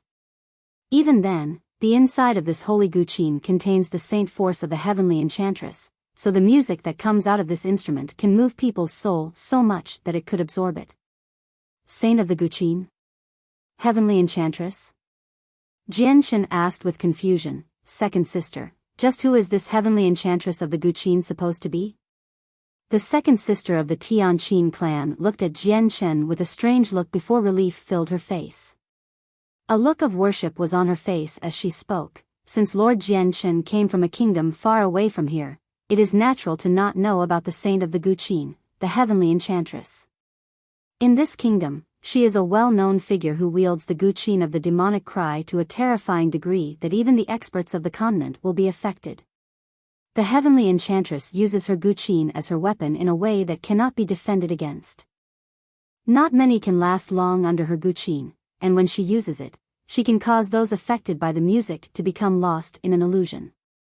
Her guqin has the ability to erase one's spirit and even the body so that they become an incorporeal being after death. The heavenly enchantress ability with the guqin has already reached the realm of utmost perfection. When she plays her guqin, then even the weather can change. Legend has it that 10 years ago, she alone was able to prevent the war between two kingdoms by playing her guqin on the battlefield. In a short moment, she had caused hundreds of thousand soldiers to fall into a deep sleep that they could only wake up from after 3 days and 3 nights. The second sister truly did worship this heavenly enchantress. The very moment she started to talk about the heavenly enchantress, her eyes began to light up with a strange light. A single ballad from the guqin was enough to cause 2 entire armies to fall asleep for 3 days and 3 nights. Just how terrifying is this heavenly enchantress? Jianchen spoke with uncontained shock. The heavenly enchantress' ability to play the guqin can be said to be unparalleled, and her songs fit to be called the songs of the immortals. The second sister spoke. Since she loved the 4 arts, she had long since set the heavenly enchantress as her goal. Ah, the heavenly enchantress is indeed magical. If given the chance, this one would love to be familiarized with her music. Jianchen spoke.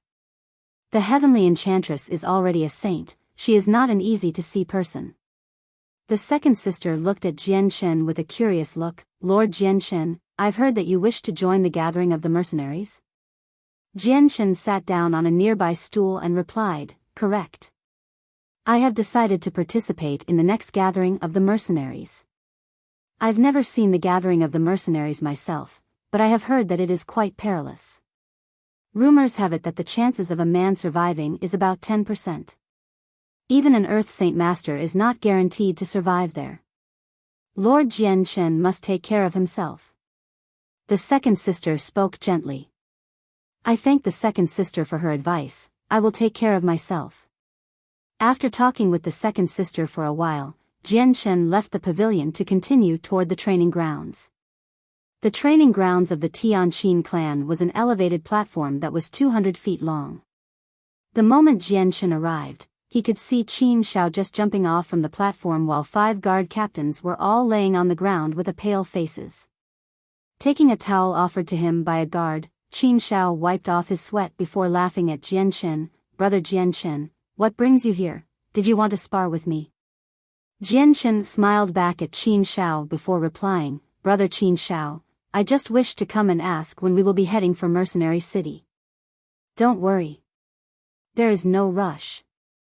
Right, there is still 3 months until the gathering of the mercenaries. We will wait for until half a month before setting off. Qin Shao said.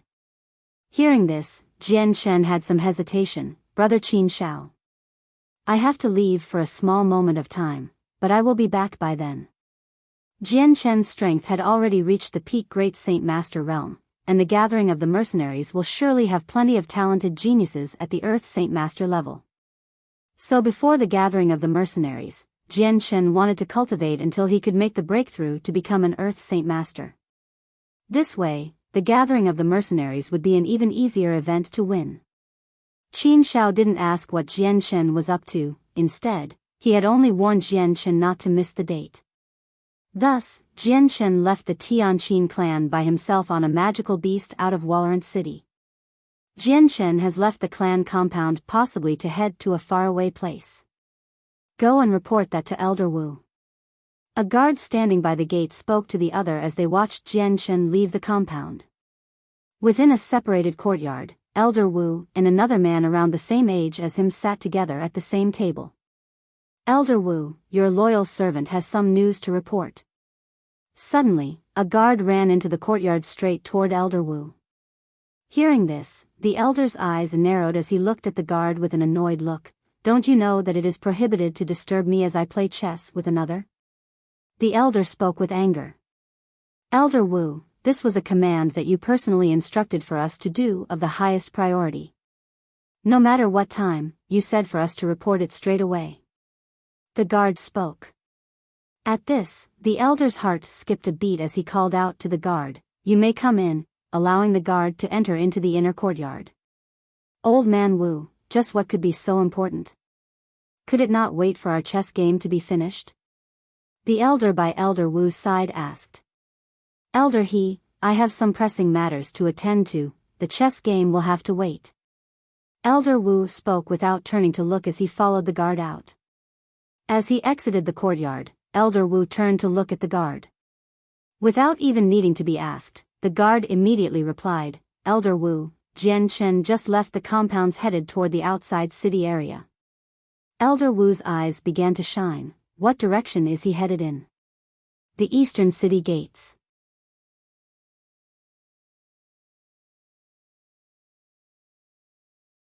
Chapter 282, Attacking an Earth Saint Master. Jian Chen rode his Class 3 magical beast out of Walorant City and off into the direction of the sun to the east. He had long since seen the neighboring area from within Walorant City. So 100 kilometers away, Jian Chen's goal was the little mountain range there. Jian Chen had already read up everything he needed to know from both the Changyang Manor and Kargath Academy about the process of becoming an Earth Saint Master, so the rules behind the process had already been memorized by him. Although only 10% of people were able to make the breakthrough to become Earth Saint Masters, Jian Chen was confident in himself. He was confident that the threshold barrier that prevented most people would not work against him. If the very first obstacle on the road of cultivation were to scare him away from trying to become an Earth Saint Master, then how would he be able to make it past the harder bottlenecks in the future? Walking through the plains near Walorant City, Jian Chen arrived at a small forest. His Class 3 magical beast mount continued to trot deep into the forest with a whistling sound and a pace that many people would find hard to keep track of. Just as Jian Chen entered the forest, a strong amount of sword qi suddenly flew through the dense foliage and shot toward Jian Chen. Immediately flying off his mount, Jian Chen dodged to the side. A wretched sound could be heard as the Class 3 magical beast mount was split in two. A river of blood flew through the air and stained the surrounding grass with it. A strong amount of saint force gathered within Jian Chen's right hand, quickly forming the silver blade of the light wind sword. Emitting some sword qi of his own, he sent it flying back in the direction from the attack. The foliage in that area shook as the sword qi disappeared inside. A gray-robed man came walking out from the bushes before an earth-shattering amount of pressure suddenly descended upon Jian Chen. In the next moment, the sword in the man's hand suddenly came flying down toward Jian Chen. An Earth Saint Master. Jian Chen thought to himself before turning serious. Without hesitation, an azure and violet glow began to fill up his light wind sword before he stabbed outward with it. Ding! The two saint weapons made contact in midair with sparks flying everywhere. Because of the azure and violet sword qi, the light IND sword was able to cause a nick to appear on the other man's sword. With a muffled shout, the gray-robed man flew backward. Since his saint weapon had been damaged, he had received a portion of the damage too. Even Jian Chen stumbled back a few steps. Right now his strength was at the peak Great Saint Master realm. While this was a big improvement compared to before, he was still weaker than an Earth Saint Master. Tilting his head up, Jian Chen saw the appearance of the gray-robed elder. With a cold glare, he spoke, "Elder Wu, so it's you." The one who had suddenly attacked him was Elder Wu from the Tianqin clan. Elder Wu was looking at the damage done on his saint weapon with a look of utter disbelief and shock. "How is this possible, just with your strength? How did you manage to damage my saint weapon?" Elder Wu was flabbergasted. His eyes continued to look at both Jian Chen and his damaged sword. Jian Chen laughed when he saw the shock on the elder's face. "Elder Wu, it seems that you are not willing to forget about the multicolored stone." Upon hearing the stone's name, the elder's face suddenly regained a clear expression and replaced the shocked look he had. "Correct, the multicolored stone is a supreme treasure with a terrifying amount of power, it seems. The sole reason you could damage my saint weapon as to be the work of the multicolored stone." With that reasoning, the elder's face grew calm once more as he stared darkly at Jian Chen. "Jian Chen, I am giving you two paths to choose from. The first path, I will pardon your life if you give me the multicolored stone. The second path, I will kill you and take the stone from your dead corpse. Choose wisely now." Jian Chen laughed coldly. He didn't feel inclined at all to answer the elder's options. Taunting Elder Wu, Jian Chen asked his own question, "Elder Wu, do you really think you can beat me?" With a snort, the elder responded, "Jian Chen, don't even try to think that with a supreme treasure you will be able to defeat an Earth Saint Master like me. Earth Saint Masters and Great Saint Masters have a difference between them as wide as the heavens themselves. There is no way for the supreme treasure to make up for that." However, even as he spoke, there was a hint of fear in the deepest parts of the elder's eyes. "What?" Jian Chen sneered, "Then today I'll show you how an Earth Saint Master can be killed by a Great Saint Master. This barrier dividing the two realms will be broken by me." With that, Jian Chen immediately charged at Elder Wu. "Humph, how arrogant. I doubt that as a third cycle Earth Saint Master, I will not be able to tame you." Elder Wu gave an explosive shout before the saint force within his saint weapon exploded with power and flew toward Jian Chen. Because of the azure and violet sword qi, Jian Chen's sword had already been strengthened several times over, so Jian Chen did not fear Elder Wu's sword. The elder knew that Jian Chen's saint weapon was quite dangerous, so he tried to avoid a clash of blades. His giant sword had then suddenly diverted paths and avoided hitting Jian Chen's light wind sword before stabbing toward his chest. With a snort, Jian Chen maneuvered his sword so that it suddenly changed directions as if it were a viper. In mid-air, the sword diverted paths and chased after Elder Wu's sword. Jian Chen knew all too clearly that an Earth Saint Master was not that easy to kill. Even if Elder Wu were to dodge his sword, then the light wind sword would strike against his saint weapon. In that case, then it would bring a catastrophic amount of damage. Jian Chen's sword was fast enough that Elder Wu wasn't able to dodge it, so in the end, the tip of the light wind sword managed to strike against the broad side of the elder's saint weapon. Ding! With a metallic clank, the light wind sword instantly pierced through the broadsword. With this damage to both the elder's saint weapon and his health, the elder's face instantly went pale as he spat out a mouth full of blood. Immediately pulling back, Elder Wu flashed away from Jian Chen as he looked at Jian Chen with dread. "I didn't think that a supreme treasure would be so powerful for a barely great saint master to be able to bring about such a threat to an Earth Saint Master." Although his injuries were quite severe, the elder didn't have any thoughts about retreating. In his heart, he still believed that he had enough strength to steal away the supreme treasure from Jian Chen's hands. Jian Chen's figure disappeared in a blur and left behind only a small trace of himself as he flew towards Elder Wu at breakneck speeds. Growing even more serious than before, he didn't even have enough time to wipe the blood from his own face as he stood his ground against Jian Chen. After suffering from Jian Chen's hand twice now, Elder Wu was afraid of his sword and the consequences it would bring. Just a single stroke of the sword was enough for him to feel panicked, so this fight was starting to rethink all of his possible choices. Jian Shen had no hesitation. His light wind sword became a hazy glow of light as it stabbed at Elder Wu. Multiple apparitions of the light wind sword could be seen stabbing at Elder Wu, but he was an expert of defense because of his Earth Saint Force. The Saint Force inside of his body had already formed an armor of unbelievable strength. In front of the azure and violet sword Qi, this defensive armor made of Saint Force was nothing more than a piece of decoration and would do nothing to help with Elder Wu's defenses. At this moment, Elder Wu wouldn't be able to move fast enough to dodge, so Jian Chen's sword slashed onto his shoulder. Another second passed, the sword immediately moved deeper into his chest area. Ah! Feeling the deep pain within his chest, Elder Wu gave a miserable cry. Capitalizing on this opportunity, Jian Chen immediately slashed at the elder's neck with his sword. A single human head flew through the air as blood came spilling out. Elder Wu had been killed by Jian Chen with regret still filling his eyes. He would never believe that he would be killed. He was an Earth Saint Master at the third cycle and Jian Chen was only a great Saint Master. With this, Jian Chen exhaled slowly. Elder Wu had been an Earth Saint Master of the third cycle, so the fight had been hard despite the quickness of the battle. His strength was far stronger than the patriarch of the Xia clan. Walking up to the headless corpse of Elder Wu, Jian Chen knelt down to take his space ring.